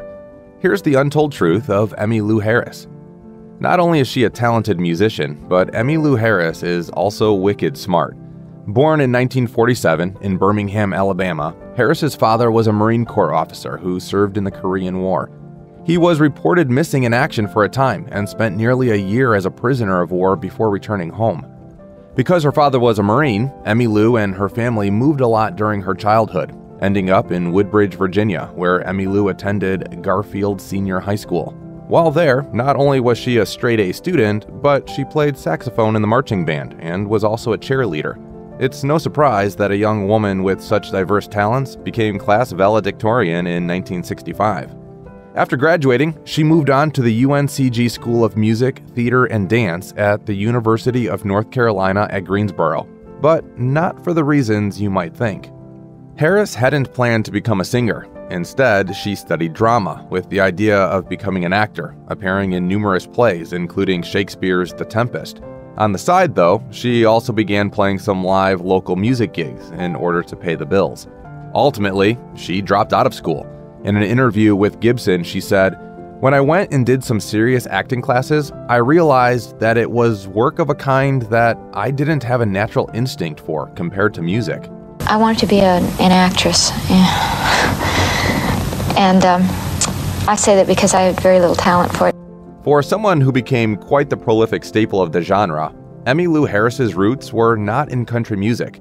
Instead, in the 1960s, she fell in love with the music of folk legends like Joan Baez, Leonard Cohen, and Bob Dylan. Folk is adjacent to country, of course, and Harris wasn't a complete stranger to the country stars of the day. Growing up, her brother had an extensive collection of country music albums, introducing her to artists like Loretta Lynn, Johnny Cash, and Buck Owens. She told Gibson, "I wasn't unaware of it because my brother was a huge country fan way before it was popular to be one." She said the variety of musical influences helped her as she wasn't locked into just one idea of what kind of music she should play. "I was a kind of tabula rasa, not really having any inclination to anything. Between folk music and then discovering country, all roads were open to me. I could embrace each singer, each writer, each song. I never limited myself." According to biography, after Emmylou Harris dropped out of college, she moved to New York, where her first marriage to Tom Slocum only lasted a year before it fell apart. She then headed south to the Washington, D.C. area with her baby daughter, Hallie, to move back in with her parents.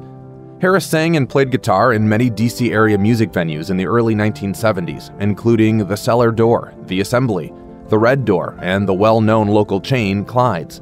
She was initially mentored by a music duo, Bill and Taffy Danoff, who played at the Cellar Door and had already established a local following. Harris told DCist, "They kind of took me under their wing, you know, and introduced me to club owners that hired local talent. And that's kind of how I really got my start, from Bill and Taffy." It was at Clyde's where she met someone who would change the course of both her life and country music itself, Gram Parsons. In 1971, Harris was performing when she was spotted by Chris Hillman, a former member of the Byrds. He in turn recommended her to Gram Parsons. Harris told Gadfly, apparently Gram had mentioned to Chris Hillman that he was going to do a solo record, and he was looking for a woman to do sort of a George Tammy, Conway Loretta type of country duets. Parsons came out to meet her, and a year later, Harris got the call to come record a record with Parsons in Los Angeles. She also toured with Parsons and his band, the Flying Burrito Brothers, after they finished their album. Emmylou has always spoken very highly of her musical collaboration with Parsons, who bridged the gap between country and rock. There was definitely a sort of a country audience of kids who, like myself, hadn't really grown up with it. But Gram kind of made it cool. She told Gadfly, "I never had to struggle. It was almost like we were dancing partners who were able to fall into step with each other really quickly." Tragically, in 1973, Parsons died of a drug overdose at the age of just 26. Since then, Harris has sought to keep his musical memory alive, and in 1999, she produced a tribute album to Parsons entitled Return of the Grievous Angel, which included covers from artists like Beck, The Pretenders, and Lucinda Williams. Though she has had a fine solo career, Harris's time collaborating with Parsons set the stage for what would be a lifetime of high-profile musical collaborations both inside and outside of country music. The band, Tracy Chapman, Ryan Adams, Elvis Costello, Neil Young, and Bob Dylan are just some of the stars she has worked with. Working with Bob Dylan on his album Desire in 1976 was especially surreal for Harris, since she grew up admiring his music in the 60s when she was starting out. She told Gadfly, "Obviously, Dylan had a huge influence on me. Dylan was as close to a god as anybody I had ever met." Harris also had an unexpectedly fruitful collaboration with rock-pop legend Roy Orbison. Harris and Orbison sang the top 10 hit country duet That Lovin' You Feelin' Again in the summer of 1980. The song went on to earn them a bevy of accolades, including a win for Best Country and Western Performance for a Duo or Group at the 1981 Grammy Awards. The song, written by Orbison and Chris Price, was also featured in the film Roadie, starring Meatloaf, and can be heard on Emmylou's compilation album Duets, released in 1990. And that's just the tip of the iceberg. Harris can be heard singing on many pop rock studio albums, including backup vocals on Ryan Adams' album Heartbreaker, on the track Oh My Sweet Carolina, on Tracy Chapman's album Telling Stories, on multiple Luscious Jackson tracks from the 90s, and on 2 of Warren Zevon's albums from the early 2000s. She's famously performed live with the Dave Matthews Band many times. Not only does she perform with artists across the music spectrum, but she also performs covers from all genres, including a song by Jimi Hendrix on her album Wrecking Ball. Emmylou can also be seen performing on Jonathan Demme's documentary Neil Young, Heart of Gold, in which she joins Neil, his wife, and an arrangement of various popular musicians to perform songs from his album Prairie Wind for the first time live. In the 1970s, Dolly Parton, Linda Ronstadt, and Emmylou Harris joined forces to pitch a collaboration album after experiencing a special, harmonious sound together. Harris told the Northwest Arkansas Democrat-Gazette that the first time they sang together, quote, "It was a glorious sound." Despite the fact that all 3 women were individually huge stars, selling them as a group wasn't as easy as one might assume. Ronstadt told Taste of Country, "Nobody wanted it. Nobody else thought it was a good idea except for us. The record company didn't want it. None of the managers wanted us to do it, and none of the record companies wanted us to do it, because we were on different labels, so we'd be competing with each other's." Eventually, the concept album found a way, and Trio was finally released in 1987. It proved to be a success, winning a Grammy, Vocal Event of the Year at the 1988 CMAs, and Album of the Year at the 1987 Academy of Country Music Awards. The album included the hit cover Mr. Sandman. The 3 had recorded it in 1978, but when their efforts to release Trio initially failed, Harris re-recorded the song with herself playing all 3 parts, and it hit the Billboard Top 40 in 1981. Still, it would be another 6 years before they were able to release the album Trio. It proved that they had been right all along, and in 1999, they reunited for a second successful album, Trio 2. You may not even realize you've heard Emmylou Harris's voice featured in film and television, but she's been featured on numerous high-profile soundtracks over the course of her long career. For instance, Emmylou sang the theme song, A Love That Will Never Grow Old, for the Oscar-winning film Brokeback Mountain. The song won multiple awards, including a Golden Globe for Best Original Song in a Motion Picture. Harris also joined fellow artists Alison Krauss and Gillian Welch to sing the folk song Go to Sleep You Little Baby for the soundtrack of the award-winning Coen Brothers film Oh Brother, Where Art Thou? The album became one of the only soundtracks in Grammy history to win Album of the Year in 2002. Harris has also contributed to soundtracks for The Horse Whisperer and The Songcatcher, among other films. But she had never actually written an original song for a film until 2008, when she wrote the title song in Rodanthe for the Richard Gere and Diane Lane film Nights in Rodanthe. Harris told The Boot, "I was intrigued with the story when I first heard it, and I especially loved it because of the location. The Eastern Shore was a place I'd read about as a child in a book called Misty of Chincoteague." Promoting causes like feminism, ending racism, and ridding the world of landmines, Emmylou Harris is the organizer of an annual benefit tour called Concert for a Landmine-Free World. A portion of the proceeds also supports Vietnam vets. That's just one of her many causes. She has also joined fellow musician Sir Paul McCartney and the Dalai Lama, among others, to boycott Kentucky Fried Chicken due to their cruel practices in the factory farm and slaughterhouse business. She has also lent her talent numerous times to support Canadian musician Sarah McLachlan's Lilith Fair, including the first year's lineup in 1997, which is a celebration of women in music. Emmylou is a fervent supporter of her fellow female musicians and often acts as a mentor. Singer and Lilith Fair collaborator Jewel told Vanity Fair, "I'm a big Emmylou Harris fan." Emmylou Harris is also an avid animal activist and dog owner. She has partnered with PETA to build dog houses for pups in need of shelter. She has spoken out publicly about the need for pet owners to spay and neuter their furry family members, as well as to keep them indoors as opposed to being chained outside, particularly in the winter. In 2004, she founded a nonprofit dog rescue called Bonaparte's Retreat in Nashville, which is named after one of her dogs. Bonaparte is a haven for sheltered dogs to assist them in finding their forever families. They partner with Metro Nashville Animal Care and Control, as well as shelters within the surrounding area. Apparently, dogs come in handy as a touring musician. Harris said on the Bonaparte's Retreat website, "Once you have the experience of having a dog on the road with you, you don't realize how lonely you've been without one." Emmylou Harris is one of only 67 exclusive members of country music's most prominent and illustrious organizations, the Grand Ole Opry in Nashville, Tennessee. So, how did Harris earn her spot?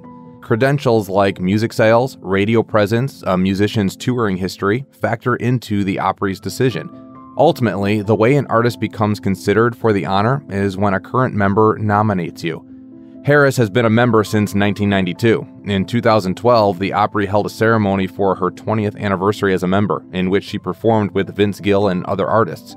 The Opry, of course, has been home to some of country music's biggest stars, including Johnny Cash, Patsy Cline, Patti Loveless, and Alison Krauss, and more recent popular artists like Blake Shelton, Carrie Underwood, and Brad Paisley.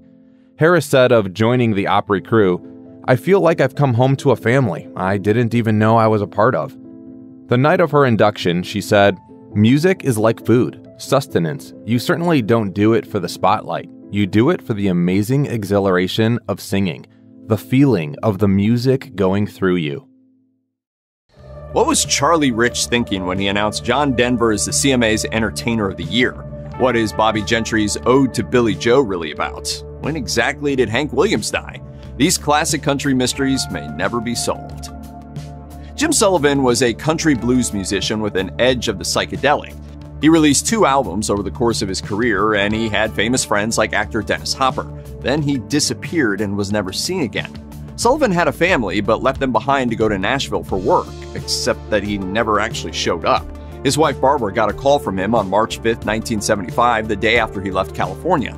She asked him to tell her what was wrong, but he refused, as he instead said, "You wouldn't believe it if I told you. Forget it. Just forget I said anything." That was their last phone call. Sullivan's car was found abandoned 3 days later in the small town of Santa Rosa, New Mexico. It contained his ID, a box of his albums, and his beloved guitar. The police investigation turned up no clues about where Jim was or why he disappeared. One local named Donald Sena thought that they didn't do a great job, though. As he put it, "I always thought there was something strange about how that went down, why they didn't investigate it more." A search by family members and volunteers was more thorough. According to newspaper reporter Davey Delgado, there was no arroyo left unturned and no trace of him found. Hank Williams Sr. is one of the most famous country stars of all time, despite dying at the age of 29. Weirdly, no one knows exactly when he died. As reported by the Atlanta Journal-Constitution on New Year's Eve 1952, a 17-year-old Charles Carr was driving Williams 500 miles to get to a gig the next day. He realized that something was wrong with his passenger in the back seat in the early morning hours and detoured to a hospital. Williams was pronounced dead there, with January 1st, 1953 appearing as the date on his death certificate. Hank Williams' last journey began in Knoxville and ended in tragedy just up the road. But some people have different ideas about when Williams breathed his last. Tennessee Highway Patrol Corporal Swan Kitts pulled Carr over at 1 a.m. that morning for driving erratically and saw Williams in the back seat. He reported that the musician already, quote, looked dead, but was reassured by Carr that he was just under the power of a sedative. Could those injections of morphine given to him at a Knoxville hotel before getting back on the road have been what killed him? The doctor who gave them obviously didn't think so, as he said, "The shots I gave Williams had absolutely nothing to do with his death. It is ridiculous to think that they did." But sometime after receiving the injections, William had to be brought to the car in a wheelchair. Some believe that he was already dead at that point, and his corpse was put in the car by people who thought that he was just out of it. After a decade of country music success, Bobbie Gentry decided that performing had lost its appeal, so she went back to her normal life. She hasn't made a public appearance since 1981, but she left behind a mystery in a song that's been driving fans crazy ever since. Ode to Billy Joe tells the story of a girl who finds out during a family dinner that a boy named Billy Joe has killed himself by jumping off the Tallahatchie Bridge. It's implied that she and Billy Joe were sweet on each other and that they'd been spotted throwing something into the river below that same bridge shortly before he died. What did they throw? We may never find out. Gentry once explained her reasoning for keeping this important detail so vague by saying, "First, it locks up a definite relationship between Billy Joe and the girl telling the story, the girl at the table. Second, the fact that Billy Joe was seen throwing something off the bridge, no matter what it was, provides a possible motivation as to why he jumped off the bridge the next day." As for the item that they threw, Gentry has never revealed what it was, although she's been asked all the time by fans and heard many theories like an engagement ring, a draft card, or even a baby. Eventually, a TV movie based on the song provided its own answer of the girl's childhood doll, but that really disappointed fans. Don't seem like no good never come to nobody on this bridge. Country star Jim Reeves had a weird connection to John F. Kennedy's assassination. The biography Jim Reeves' His Untold Story, written by Larry Jordan, records a Texas radio station owner's account of what happened as news of the assassination unfolded in November 1963. As Lee Harvey Oswald's picture was shown on TV, Reeves told everyone who was watching that he recognized Oswald from seeing him on multiple occasions at the Longhorn Ballroom, where Reeves and his band often performed. It's also been contended that Reeves knew Oswald's killer, Jack Ruby, from the same place. In August the following year, Reeves was killed in a small private plane crash, and he had something mysterious with him. As songwriter John Loudermilk recounted, music producer Chet Atkins called me and said, "Jim's down. He crashed last night. We need to go out and find him." And I said, "Why?" And he said, "He's got a briefcase that has some important papers in it that are private, and nobody should have those." That briefcase was never found, and the mystery deepened. While researching his biography, Larry Jordan got a phone call from someone who claimed to work for American intelligence and warned him to avoid looking too deeply into Reeves' crash. Charlie Rich had a 35-year career that included 11 #1 records on the country charts and an Entertainer of the Year award from the Country Music Association of America in 1974. That honor meant that he would present the same award the following year, but that's when his career went up in flames, literally. Rich announced that John Denver was the winner, but then he did something inexplicable, as he took a step back and fished in his pocket for a lighter. Then he lit the envelope on fire. Denver wasn't there to see this, but the audience was gobsmacked. What exactly was Rich trying to say? He never explained himself, so it's been left to others to theorize about his mysterious action, which incidentally got him banned from all future CMA award shows. Many people think he was mad about Denver's win, possibly because he didn't think he was really a country musician. There's also the fact that Rich has admitted that at the time he was on prescription pain medication that he washed down with multiple gin and tonics. His son Charlie Jr. had his own theory. He used bad judgment. He was human after all. I know the last thing my father would have wanted to do was set himself up as judge of another musician. Bobby Mackey's Music World is a popular honky-tonk in Kentucky, owned by the country singer of the same name. There is a sign on the door that reads, "Warning to our patrons. This establishment is purported to be haunted. Management is not responsible and cannot be held liable for any actions of any ghosts/spirits on these premises." The bar has appeared on many ghost hunting shows and is purported to be the site of many grisly crimes over the years. Almost all of it is legend, but one horrific crime did take place nearby, and the victim is said to be one of the ghosts that haunts the building today. In 1896, 5 months pregnant Pearl Bryan arrived in Cincinnati, Ohio in order to procure an abortion. The father of her child and his roommate were waiting for her at the train station. What happened next is a mystery, but somehow Bryan ended up dead. When her body was found, it was missing its head.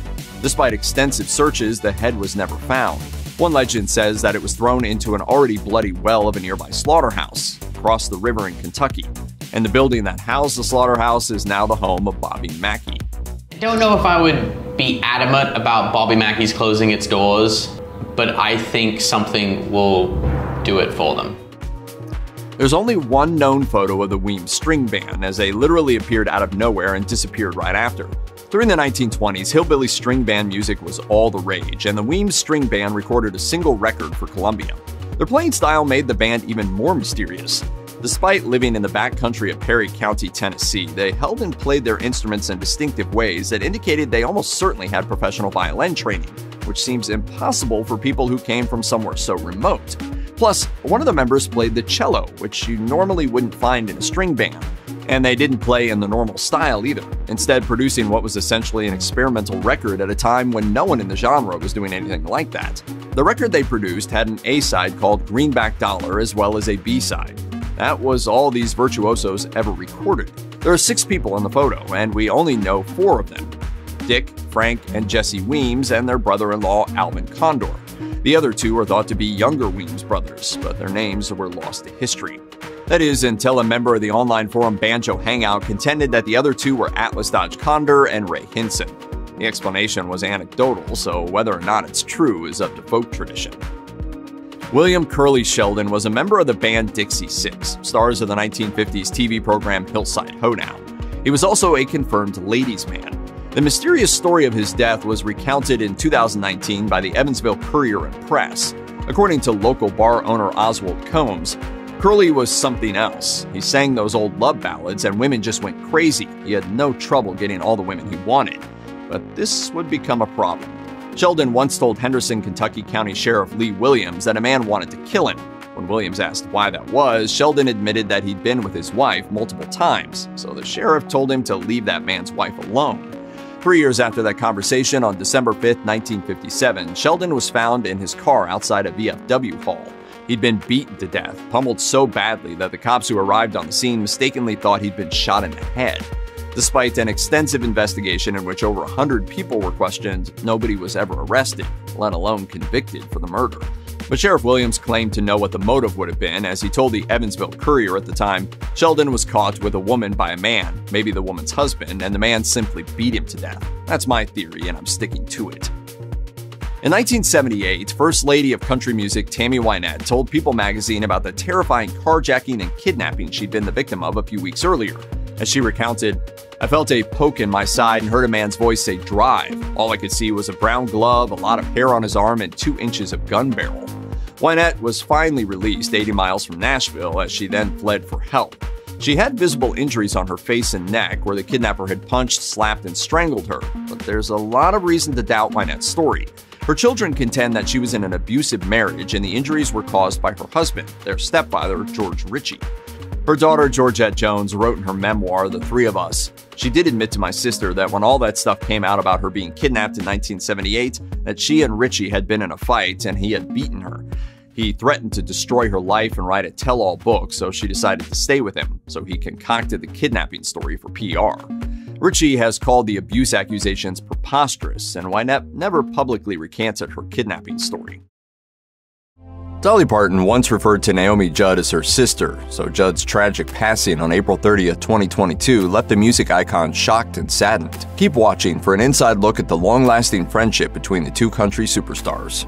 The world was stunned to learn of the sudden death of country music matriarch Naomi Judd at the age of 76. Judd made her name performing alongside her daughter Wynonna in the chart-topping duo The Judds.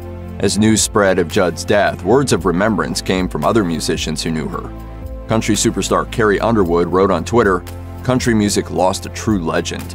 Country singer Travis Tritt also gave his condolences on social media, tweeting, "This is heartbreaking news. Naomi Judd was one of the sweetest people I've ever known." In addition to a string of #1 hits and a 3-decade career in music, Naomi Judd was mother to actress Ashley Judd. The Judds had only just recently been accepted into the Country Music Hall of Fame. Naomi died the night before the ceremony. It was later revealed that Judd's cause of death was likely suicide. One touching statement came from country music legend Dolly Parton, a peer with whom Judd had a long friendship. In an interview with Andy Cohen on Watch What Happens Live in 2021, Naomi Judd spoke candidly with the host about how close she was with Dolly Parton. Like Judd, Parton scored some of her biggest hits in the 80s. The two friends were also the same age. In her interview with Cohen, Judd called Dolly her girlfriend and revealed just how intimate the two friends really were. Judd revealed to Cohen, "I've seen Dolly naked." To prove it, Judd gave details about some previously unknown tattoos Parton has on her body. She might have a butterfly tattoo. In the same interview, Judd offered up a Dollyism from around that same time.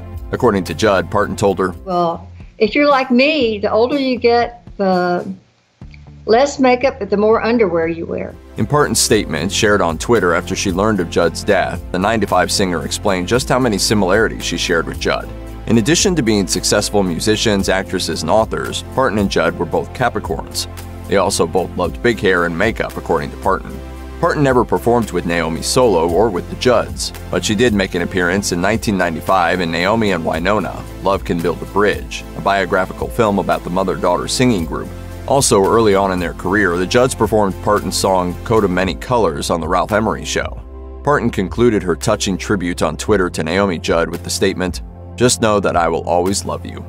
This was likely directed at her old friend Naomi Judd, but also to Judd's daughters Wynonna and Ashley, all three of whom Parton referred to as sisters. Parton also apologized for missing the Judds Country Music Hall of Fame induction ceremony, at which Wynonna and Ashley Judd made an emotional appearance. Wynonna Judd said at the ceremony, "I didn't prepare anything tonight because I knew that Mom would probably talk the most. I feel so blessed, and it's a very strange dynamic to be this broken and this blessed, but though my heart is broken, I will continue to sing."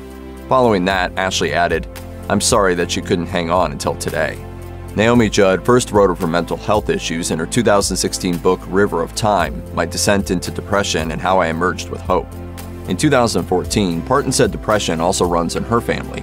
Additionally, on the 2019 podcast Dolly Parton's America, Parton also confessed to contemplating suicide at one point in her life. In their statement announcing the death of their mother, the Judd family wrote, "We are shattered. We are navigating profound grief and know that as we loved her, she was loved by her public. We are in unknown territory." An investigation into the death of Naomi Judd is ongoing. Quite a few of the biggest names in country music had to deal with hardship in their life, tragedies and difficulties that inform their music. Here are some tragic details about classic country musicians. Hank Williams is one of the biggest names in country music history, thanks to seminal songs like Cold Cold Heart, Your Cheatin' Heart, Hey Good Lookin', and I'll Never Get Out of This World Alive. As a child, his family didn't have a lot of money, and he struggled with the health condition spina bifida. His singing and songwriting career started taking off in the early 1940s, but his chronic back pain led to alcohol abuse, and it wasn't uncommon for him to perform drunk on stage. Despite these difficulties, Williams' career soared after the release of the 1949 song Lovesick Blues. The more successful he got, though, the more he drank, and he also started abusing morphine. Eventually, he was fired by the Grand Ole Opry, gained 30 pounds, started losing his hair, and had a minor heart attack. On December 30th, 1952, the singer fell unconscious in a hotel room, yet a doctor allowed him to keep working. A few days later on New Year's Eve, he had a heart attack in his car and died. Williams was just 29 years old.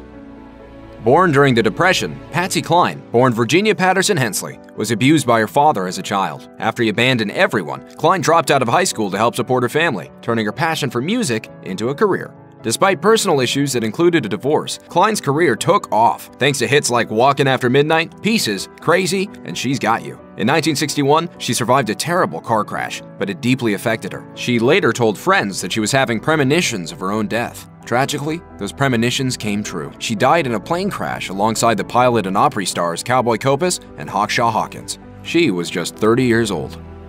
George Jones was one of 8 children and grew up poor in Texas. He wrote in his autobiography, I Live to Tell It All, that his father was an alcoholic who would become violent when under the influence, traits that set George on a very similar path. After his first marriage failed because of his drinking and anger issues, Jones went on to remarry 3 more times, once in a tumultuous relationship with fellow star Tammy Wynette. And his career suffered too. After becoming a massive star with numerous #1 hits, he went off the rails. He would disappear for days, missing concert dates and recording sessions, earning him the nickname No-Show Jones. He also started abusing cocaine, which led to significant weight loss. This was followed by a drunk driving arrest and other issues with the law. In 1983, he was malnourished and losing his mind. According to Texas Monthly, he, quote, ended up in a straitjacket at Hillcrest Psychiatric Hospital. He stopped drinking for several years after marrying his 4th wife, but a relapse in the 90s led to a car accident. Jones later claimed the crash finally stopped him from drinking. In 2012, Jones received a Grammy Lifetime Achievement Award, and he died the following year at age 81. Charlie Pride made his mark as a country music star from the 60s through the 80s, with songs such as Is Anybody Going to San Antone and Kiss an Angel Good Morning. His father was a sharecropper, and Pride picked cotton to save money for his first guitar. It paid off, as Pride rose to become the CMA's 1971 Entertainer of the Year. Tragically, on December 12, 2020, Pride died of complications from COVID-19. He was admitted to the hospital in late November and passed away a couple weeks later. His death devastated the country music community, with stars from Reba McEntire and Brad Paisley to Dolly Parton and the Oak Ridge Boys delivering heartfelt tributes. He was 86. Tammy Wynette was shopping with her 8-year-old daughter on October 4, 1978, when she claimed that she was kidnapped from a parking lot in Nashville, Tennessee. The singer reported that an armed, masked man carjacked her. He proceeded to strangle her with pantyhose and beat her before abandoning her in a town 80 miles away, according to the Boot. Wynette suffered a fractured cheekbone, among other injuries. She told People later that month, "It was the most terrifying experience of my life." During the investigation, the police had trouble determining a motive or a suspect. Over 20 years later, Wynette's daughter, Jackie Daly, claimed in a book that her mother made the incident up to hide the abuse she received from her 5th husband, George Ritchie, allegations he denied. But another of Wynette's daughters, Georgette Jones, backed up her sister's claims that Ritchie had beat up their mother. Georgette wrote in her 2011 memoir, he threatened to destroy her life and write a tell-all book, so she decided to stay with him. So he concocted the kidnapping story for PR. Johnny Cash met Vivian Liberto in 1951 when she was just 17 years old. The pair married in 1954 after Cash was discharged from the military and set up a home in Memphis, Tennessee. Over the years, the couple had 4 children: Cindy Cash, Roseanne Cash, Kathy Cash, and Tara Cash. In 1956, Cash released I Walk the Line, which sold 2 million copies and hit #1 on the country charts, catapulting his career. The family moved to California, and Cash spent a lot of time on the road touring, while spending more and more time with singer June Carter. Cash's alcohol and drug abuse and his extramarital affairs led to the dissolution of his marriage to Vivian in 1966. But those weren't the only factors. Their marriage was put under attack a year earlier when a Ku Klux Klan magazine published altered photos of Vivian, leading to death threats from white supremacists because Vivian appeared to be black in a time when miscegenation laws were still in effect across much of the South. The couple threatened a lawsuit and had to prove her Sicilian ancestry in order for Cash to continue performing at some venues. Roseanne Cash said that racist backlash against the pair was another strain on her parents' relationship. My dad got into a public battle with the KKK, and so I knew about that, and it was scary. In 2021, the genealogy show Finding Your Roots discovered that Liberto and Cash actually both had black ancestors, something Roseanne, who it turns out is a distant cousin of Angela Bassett, enthusiastically embraced. Makes me feel like a badass. In 1959, Waylon Jennings was the bass player in Buddy Holly's backing band. Jennings was supposed to fly to a venue on February 3rd with Holly, but instead he gave his seat to JP Big Bopper Richardson, who wasn't feeling well. The winter weather had caused problems throughout the tour, and Holly joked with Jennings that he hoped his tour bus broke down. Jennings joked back, "I hope your old plane crashes." the plane did crash. In 1999, Jennings opened up about his fear that someone would find out that he had joked about the plane crash. He blamed himself and had survivor's guilt. He told CMT, "I hadn't contributed anything to the world at that time compared to Buddy. Why would he die and not me?" It took a long time to figure that out, and it brought about some big changes in my life, the way I thought about things. Willie Nelson has produced some of country's most beloved songs, including Crazy and On the Road Again. Popular since the 1960s, the octogenarian is still touring despite a number of scares, especially from his first marriage. In 1952, before his music career kicked off, the 19-year-old Nelson married 16-year-old Martha Matthews. Nelson told People magazine that the couple fought constantly, and by 1960, when they moved to Nashville with their kids, the relationship was on the rocks. Willie was drinking a lot and even tried to kill himself by lying down in the street and waiting for a car to run him over. Martha intervened, but she got so fed up with his drinking that when he passed out drunk one night, she sewed him inside a sheet. Willie recalled, "Then she got a broomstick and started beating the hell out of me. I woke up in this straitjacket, getting pounded like a short-order steak." When he was finally able to escape, Martha had left with both the kids and Willie's clothes. That was the end of their marriage. Merle Haggard was responsible for a string of hits during his career, including Today I Started Loving You Again, Old Man from the Mountain, Workin' Man Blues, and I Think I'll Just Stay Here and Drink. He was raised by his mother after his father died, and he proceeded to run away from home and spend time in reform school, escaping from jail numerous times. In 1957, to make sure he wouldn't escape again, he was finally sent to San Quentin for burglary. While there, he saw Johnny Cash play live and was inspired to pursue music as a career, which he did upon his release in 1960. Over the course of his career, he was involved in over 150 albums, including soundtracks, reissues, and compilations. Unfortunately, in 2008, a fire at the Universal Studios backlot resulted in the loss of master tapes from Haggard and a variety of other country music stars. Over 500,000 song titles were destroyed, including those by Haggard, Patsy Cline, Loretta Lynn, Leonard Skinner, George Strait, George Jones, Buddy Holly, and more. The fire was described as a loss of a huge musical heritage. In March 2001, H.K. Koval, Toby Keith's father, died in a car accident that could have been prevented. Koval was driving his truck in Goldsby, Oklahoma, when another vehicle bumped into him. Koval's truck went over the median, and a charter bus struck him, causing his death. Keith and his family filed a lawsuit for wrongful death and negligence and received a $2.8 million settlement, according to Country Standard Time. The blame for the accident was placed on Rodriguez Transportes of Tulsa and the Republic Western Insurance Company. The Rodriguezes bought the bus in October 2000, and during an inspection the following month in Tulsa, inspectors determined that it urgently needed brake work. If the bus had been properly serviced and the driver properly trained to operate the vehicle, Koval would have survived, according to expert testimony in court. The driver did not have a commercial driver's license, and the jury determined that the crash was clearly avoidable. It decided that Koval was not at fault for the accident, and Rodriguez Transportes behaved in reckless disregard. Keith said after the trial, "We were only there to find the truth, and the jury saw it so plainly that they awarded us a unanimous decision." In 2012, a drunken Randy Travis crashed his car in Tioga, Texas. What made matters worse was that he was naked, he threatened to shoot the police officers, and he said he hoped that they got cancer. In addition, the entire incident, including a bizarre Godfather-themed threat, was caught on video, ensuring Travis national embarrassment. I know the head of mafioso families, man. I promise you I do. Travis pleaded guilty, received probation, and spent several years trying to block the release of the video. However, a judge allowed its release in 2017. In a bid to save Travis's reputation, a rep explained in a statement that the country star was impaired and coping with mental health issues, which caused him to, quote, do and say things that were entirely out of character. The rep also noted that Travis felt deeply apologetic for his actions. In 2013, Travis, then 54, suffered a massive stroke. At one point, he was put on life support, and doctors told his wife he had a 1% chance of survival, according to Everyday Health. He survived, and the couple started the Randy Travis Foundation to aid victims of stroke and cardiovascular diseases. In 2016, during his induction into the Country Music Hall of Fame, he was even able to sing some lyrics to Amazing Grace. But sadly, the stroke all but ended his recording career.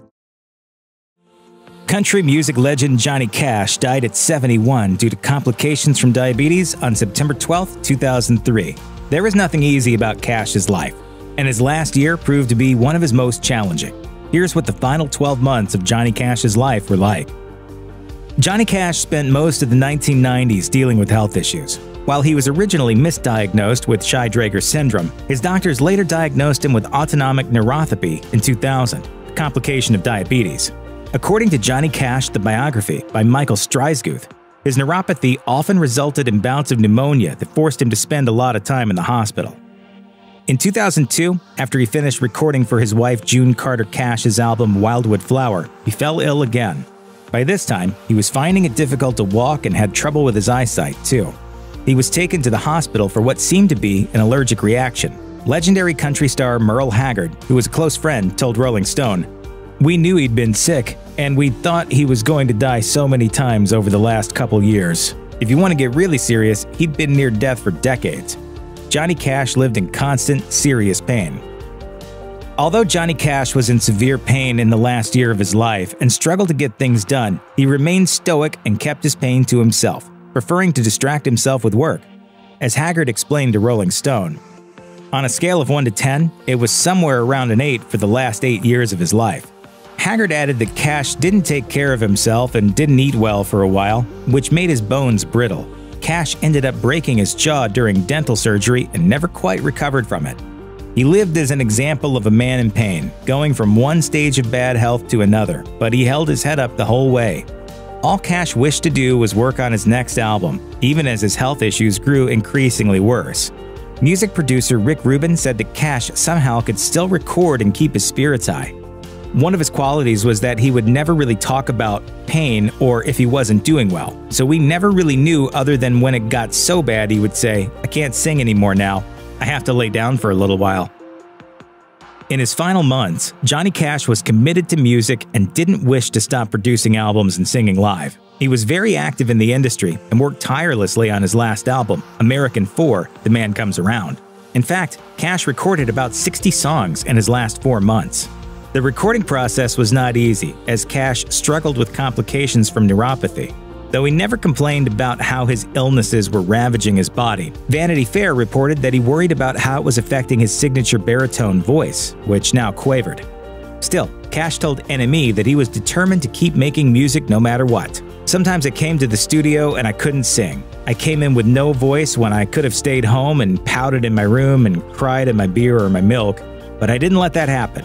We put more blood, sweat, and tears and love into this one than anything we've ever done. It reaches out even farther and in more directions than the others did." Widely regarded as one of his most heart-wrenching covers, Cash's version of the Nine Inch Nails song Hurt was released in 2003. According to Dave Urbanski's book The Man Comes Around, The Spiritual Journey of Johnny Cash, filmmaker Mark Romanek told the author, quote, "I begged Rick Rubin to let me shoot something to that track." Romanek flew to Nashville and was inspired by the Cash Museum. It had been closed for a long time. The place was in such a state of dereliction. That's when I got the idea that maybe we could be extremely candid about the state of Johnny's health, as candid as Johnny has always been in his songs. The video was a massive hit, striking a chord with viewers. However, what many don't know is that Cash's family was initially unsure about the video, asking Romanek to edit it and make it less maudlin. One of Cash's daughters, Roseanne, said, "I didn't want to watch it because we were already in that space of years of intense anxiety about my dad's health and this fear that he was going to die at any moment." In 2002, Johnny Cash released an updated version of an earlier track, Give My Love to Rose. The song was originally produced in 1957 for Sun Records, and Cash chose to revisit it many times in his career. In an interview with Rolling Stone, Cash's daughter Roseanne said, "My father, when he would call my mother from the road, he would say, 'Give my love to Roseanne.' So I think that's probably where it came from. I never asked him outright." In 2003, the song earned Cash a Grammy win for Best Male Country Vocal Performance. It was the last he would win during his lifetime, but he went on to win 2 more posthumously, bringing his total number of Grammy wins to 13 so far. Throughout all of Cash's health issues, his beloved wife June Carter Cash provided support. So it was a tremendous shock when she unexpectedly passed away on May 15, 2003, following complications from heart valve replacement surgery. Roseanne Cash told Vanity Fair, "It was so shocking to think. You know, all of our anxiety had been focused on Dad for 10 years, and the whole time she was slipping away." Rick Rubin told Vanity Fair, "I spoke to Johnny maybe a half hour or an hour after she passed away, and he sounded by far the worst I'd ever heard him. He sounded terrible. He said that he'd experienced so much pain in his life and that nothing came anywhere near to how he was feeling at that moment. Everyone feared for Johnny after June's passing. as they worried he wouldn't be able to go on without her. It was a fear that he himself shared. Rubin told Vanity Fair that Cash threw himself into his work. It actually got more intense after June died, because before, we always worked kind of casually, either whenever we had a song or whenever he felt like recording. Now he said to me, "I want to work every day, and I need you to have something for me to do every day. Because if I don't have something to focus on, I'm gonna die." According to Rolling Stone, Cash got back to work just 3 days after June passed away. Rick Rubin told the magazine, he said, "I don't want to do any of the things some people do when they lose their partner. I don't want to go out and spend a lot of money. I don't want to meet girls. I don't want to do anything of this world. I want to make music and do the best work I can. That's what she would want me to do, and that's what I want to do." There were days when his health wouldn't allow him to work. However, Cash would find ways to get back to recording as soon as he felt better. He even started recording with Rubin in his home when he simply didn't have enough strength to head out. Rubin told Rolling Stone, "The last session that I did was in one of the bedrooms." To get through the days and cope with his inner demons, Johnny Cash started relying on his kids. He often suffered through bouts of insomnia after June's death and found himself asking for help as the grief was overwhelming. His daughter Kathy Cash revealed in Johnny Cash the biography that to help him sleep, she would tell him stories until he finally drifted off. And his daughter Cindy Cash said, "He would not let me leave. I was only going to stay for a couple of weeks, and I ended up not leaving at all. Every day he would say, 'You're not leaving, right?' He was like a little boy again." 2 months before he died, Johnny Cash held his last live performance. On July 5, 2003, at the Carter Family Fold in Hiltons, Virginia, Cash and his band performed for a scant half hour. Though Cash was frail to the point where he needed assistance getting to the stage, he still summoned up the energy to perform some of his most beloved hits, including Ring of Fire, I Walk the Line, and Folsom Prison Blues. According to Far Out magazine, Johnny Cash paid a moving tribute to his late wife on stage. "The spirit of June Carter overshadows me tonight. With the love she had for me and the love I have for her, we connect somewhere between here and heaven. She came down for a short visit tonight, I guess, from heaven, to visit with me tonight and give me courage and inspiration, like she always has." The Man in Black made history at MTV's Video Music Awards with 6 nominations in August 2003. He won an award for his take on Hurt, but couldn't make it to the ceremony. As per Entertainment Weekly, the singer was in the hospital where he had been taken to treat pancreatitis. It took him 2 full weeks to recover and get back home. When he returned, he issued a statement that read in part, "I'm excited about my video Hurt winning the MTV Cinematography Award. The making of the video was a great experience for me." Cash was edged out for the Best Pop Video Award by Justin Timberlake for Cry Me a River. In his acceptance speech, Timberlake said, "This is a travesty. I demand a recount. My grandfather raised me on Johnny Cash. I'm from Tennessee, and I think he deserves this more than any of us here tonight." Cash's manager, Lou Robin, told E! Online that Cash appreciated the sentiment. He got a big kick out of what Justin said. He was very appreciative. Right up to the end, Cash was always himself. Honest, forthright, and unapologetic. In his final interview with MTV's Kurt Loder, Cash encouraged people to be themselves and listen to their own conscience, regardless of what anyone else says. You can't let people delegate to you what you should do when it's coming from way in here, you know? He said he'd been criticized over the years for tackling tough topics, but he had no plans to change. I wouldn't let anybody influence me into thinking I was doing the wrong thing by singing about death, hell, and drugs. Because I've always done that, and I always will. Still, he was also realistic about his health, saying, quote, "I expect my life to end pretty soon," but he faced his end unafraid. I have great faith, though. I have unshakable faith. I've never been angry with God. I've never turned my back on God. After decades of struggle with drugs, health woes, and authority, the icon Johnny Cash died on September 12, 2003, after suffering from respiratory failure due to complications from diabetes. Cash's passing came just 4 months after his wife June Carter Cash's death, and unleashed a worldwide outpouring of grief and affection for the Man in Black. U2's lead singer Bono told BBC, "I considered myself a friend. He considered me a fan. He indulged me." Mick Jagger from the Rolling Stones also paid his respects, saying, "His influence spread over many generations of different people. I loved him as a singer and a writer." Fans prayed for Johnny Cash and his wife, hoping that the two were finally together as they mourned their loss. His daughter, Roseanne Cash, summed things up at his funeral with a heartfelt eulogy, saying, "I can almost live in a world without Johnny Cash because he will always be with us. I cannot begin to imagine a world without Daddy." Country music legend Hank Williams didn't have the opportunity to live in the world long. He picked up a drinking habit as a teen he would never be able to beat. But in the short amount of time he had, Williams gave the world a series of hits. This is the tragic real-life story of Hank Williams. Hank Williams wasn't born Hank Williams. His parents meant to christen him Hiram Williams, after Hiram of Tyre, the biblical king. But he didn't end up becoming Hiram either. Due to a misspelling on his birth certificate, his official name was recorded as Hiram. Hank's parents, Lily and Dawn, had briefly settled into a rural area of Alabama called Mount Olive to start their family. Lily gave birth to Hank on September 17, 1923. Hank was born with a spinal condition known as spina bifida occulta. It was never properly treated and would cause him childhood illness and lifelong back pain. When Hank was only 6, Lon suffered facial paralysis from what was likely a brain aneurysm. He was to remain hospitalized for most of Hank's childhood. By 1930, Lily was for all practical purposes a single mother, just as the Great Depression was hitting the country. When Hank turned 10 in the fall of 1933, his mother sent him to live with relatives in a lumber camp in Monroe County, Alabama. It was there that Hank would be given the opportunity to explore what would become his life's two greatest passions, music and alcohol. In 1937, Williams moved with his mother and sister to Montgomery. In his free time, Williams began to perform on the sidewalk outside of Montgomery's radio station, WSFA. The producers invited him to perform on air, and The Singing Kid was so popular he became a regular feature, hosting his own show twice a week. By the age of 14, he was making $15 a week performing on WSFA.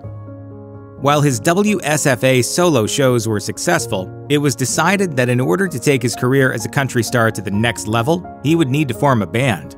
With his WSFA wages, he linked up with another young musician, Smith Adair, and formed a band called the Drifting Cowboys. They began to tour around Alabama, charging 25 cents a show. Williams, still school age, dropped out so he could tour with the band full-time in October 1939. His mother became the band manager, booking gigs in dance halls and honky-tonks and collecting admission money. While Lily worked hard for the band, she wasn't all too popular with the members. According to band member Sammy Pruitt, quote, "None of us dug her too damn much." He says, "Mother, I think I'll take a drink." I said, "No." The Drifting Cowboys were a popular act, but by the age of 16, Williams was already struggling to control his drinking. Booze was freely available at most of their gigs, and Williams took full advantage, which caused tension in the band. Boots Harris, a former Drifting Cowboy, recalled that Hank was pretty bad into the drink. "I'd already quit him once because of the drinking. I said, if you keep drinking, ain't nobody in the business gonna pay us no attention." When America joined World War II in 1941, the Drifting Cowboys were starting to come apart. By 1942, all the members of the band were drafted, except for Hank Williams. Due to his bad back, he received a 4F deferment from the draft, but there was no hope for continuing the band. Most young musicians were leaving to fight in the war, and any remaining potential replacements refused to work with Williams on account of his drunkenness and general unreliability. The WSFA radio station was also fed up with his behavior, and in August 1942, Williams was let go from his job at WSFA for, quote, habitual drunkenness. Williams decided to leave the music business altogether. He responded to an ad from Kaiser Shipbuilding for what would be a failed new career path. As the end of World War II approached, Hank Williams returned to performing, but he had fallen far from his days as a radio star. He made ends meet performing in small medicine shows, pitching cure-alls to crowds from a flatbed trailer. It was at one such event in Banks, Alabama in the summer of 1943 that he met Audrey Shepard. The beautiful blonde was a headstrong, recently divorced mother of a 2-year-old daughter, 6 months Williams Sr., and also a musician. They hit it off, and Williams asked Shepard to marry him almost immediately. However, when they finally got hitched in 1944, it wasn't officially legal. A justice of the peace married the couple outside of a Texaco station in Andalusia, Alabama, before Shepard completed the required 60-day waiting period following her divorce from her first husband. Regardless, they began touring together. Audrey played the bass and sang with the reformed Drifting Cowboys. She was ambitious, and Williams began to see real success after his marriage, signing a contract first with Acuff Rose Music, then with MGM Records, and releasing many of his most famous hits. Folks, in case you didn't know it, Audrey is my wife. And with Audrey, I'd like for you to come up and tell the folks about Randall. You mean Hank Jr.? They had a son, Hank Williams Jr., in 1949, but their marriage was tumultuous and provided much of the raw fodder for Williams' more lonesome melodies, most famously a tune called Cold, Cold Heart. They divorced in 1952. Hank Williams had suffered from back pain all his life. His spina bifida, never properly treated in childhood, was a chronic source of agony. In 1941, he briefly joined a rodeo in Texas, where his condition worsened after he suffered a bad fall. The resulting operation marked the beginning of Williams' addiction to pain medication. In 1951, Williams suffered another accident, this time while hunting. He underwent a spinal fusion operation at Vanderbilt University Hospital, but the difficult recovery only left Williams even more dependent on painkillers like morphine. All the while, Williams self-medicated with bouts of heavy drinking. Although he attempted at various points in his life to get sober, it never lasted long. He checked into the North Louisiana Sanitarium in the fall of 1951, but was unable to quit drinking for good. Afterwards, he began to deteriorate physically, putting on weight and losing his hair. His long-term substance abuse also began to put a strain on his body, and at the end of 1951, he suffered a minor heart attack. By the end of 1952, Williams was unable to continue touring. His mother flew him home to Montgomery so he could try to get well. His grandson, Hank Williams III, said, "If he did know anything, I think he knew he wasn't going to be around that long, and that he had to do as much as he could while he could."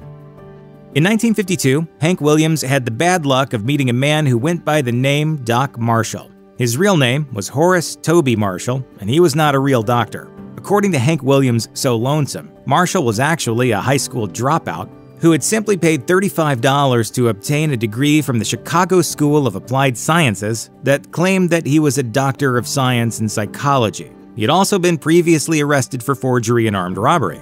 Marshall was a skilled con man, and he convinced Williams to make him his personal physician for the price of $300 a week. Under the name Dr. C.W. Lemon, Marshall wrote Williams a series of fraudulent prescriptions for drugs, including morphine, barbiturates, amphetamines, and chloral hydrate, that no doubt contributed to his failing health. Following his death, Williams' family allegedly received a bill for $736.39 from Marshall for his services. Hank Williams first auditioned for the Grand Ole Opry in 1946, but he did not make the cut. In 1949, however, following the release of his hit Lovesick Blues, it was a different story. And on June 11, 1949, Williams made his Grand Ole Opry debut. The performance was so successful that the audience demanded 6 encores from Williams before the show could go on, according to history. He was also invited to perform on the Grand Ole Opry's first European tour, performing at military bases overseas at the end of 1949. Williams was living his dream, but it would only last 3 years. When he was sober, Williams was a great performer, but as Williams' drinking problem worsened, Opry executives began to lose patience. According to station advertising head Irving Waugh in Sing a Sad Song, it got to the point where he'd disappear for weeks at a time. Nobody would know where he was. In August 1952, Williams was fired from the Grand Ole Opry for his failure to show up to Opry-sponsored appearances. Despite his volatile first marriage, Hank Williams wasn't scared away from the institution entirely. In 1952, Williams began performing with the Louisiana Hayride. While on tour in Shreveport, he met a young woman named Billie Jean Jones, a 19-year-old high school dropout. Jones had recently separated from her husband when she met Williams. According to Jones in Sing a Sad Song, Williams told her, "If you ain't married, old Hank's gonna marry you. You're about the purtiest thing I ever saw." You don't even know me, and I don't know you. Well, that's all right. Old Hank's gonna marry you. The couple's relationship was stressful from the start. Jones tried her hardest to keep Williams sober, attempting to enforce a limit of 2 cans of beer. Like his first marriage, Williams did not want to wait to marry Jones. The couple were married in Louisiana by a justice of the peace on October 18, 1952. But Jones' divorce would not be officially finalized until October 28, 1952. This time, the legality of the marriage would cause real trouble for Jones. Following Williams' death, both Shepard and Jones battled over his estate, each vying over the title of Hank Williams' widow. In January 1953, Jones went to court, but the judge ruled that her marriage to Williams was illegal. She received a $30,000 settlement, but gave up all rights to his estate and name. In the summer of 1952, Hank Williams had a brief affair with a dancer named Bobby Jett. He had no intention of staying with Jett, as by this point he was already infatuated with Billie Jean Jones. However, he discovered shortly before his wedding to Jones that Jett was pregnant. Williams was set on marrying Jones, so he and Jett devised an arrangement. They agreed that Williams' mother, Lily, would raise the baby, with Williams and Jett having visitation rights. Lovesick Blues reports that, on her 3rd birthday, custody would go to Williams. He would have custody until the child turned 5, when they would then assume joint custody. Ultimately, that would never happen. His daughter, christened Antha Bell Jett, was born just 5 days after Williams' death. Per the agreement, Williams' mother adopted the baby. Unfortunately, she died in 1955, just 3 years after her son's death. So little Jett went into foster care, becoming a ward of the state before she was eventually adopted. According to The Guardian, her identity was undisclosed for years. She did not discover she was Williams' daughter until her adoptive father disclosed the information when she was 21. Her bloodline was not legally recognized until 1987, and she was not granted rights to her birth father's estate until 1989. She became an accomplished musician in her own right, performing under the name Jett Williams. Despite persistent health problems, Hank Williams decided he wanted to go ahead with the performances he had scheduled on New Year's Eve of 1952 and New Year's Day. The first concert was scheduled to be performed in Charleston, West Virginia, but his plans were disrupted by an ice storm that delayed his travel. Unable to fly, and now unable to make it to Charleston on time, Williams hired a driver named Charles Carr to take him to Canton, Ohio for the New Year's Day show. Carr stopped at the Andrew Johnson Hotel in Knoxville, Tennessee, where Williams began to feel ill, hiccuping and convulsing, according to Lovesick Blues. Carr called a doctor to Williams' room. The doctor injected him with B6 and B12 vitamins and declared him fit for travel the next morning. The next day, Williams was still unwell, curling up in the back seat and saying all he wanted was to sleep. Somewhere around Oak Hill, West Virginia, Carr looked into the back seat and realized Williams seemed rigid and unresponsive. Per the Tennessean, Carr recalled the incident. "I thought he was asleep. I reached over and touched him. He was cold." He pulled into a gas station to receive directions to the nearest hospital, but it was too late. By the time Carr arrived at Oak Hill Hospital, Hank Williams had passed away from heart failure due to multiple drug toxicity and chronic substance abuse. If you or someone you know is struggling with addiction, please call the Substance Abuse and Mental Health Administration's 24/7 National Helpline at 1-800-662-HELP. That's 1-800-662-4357.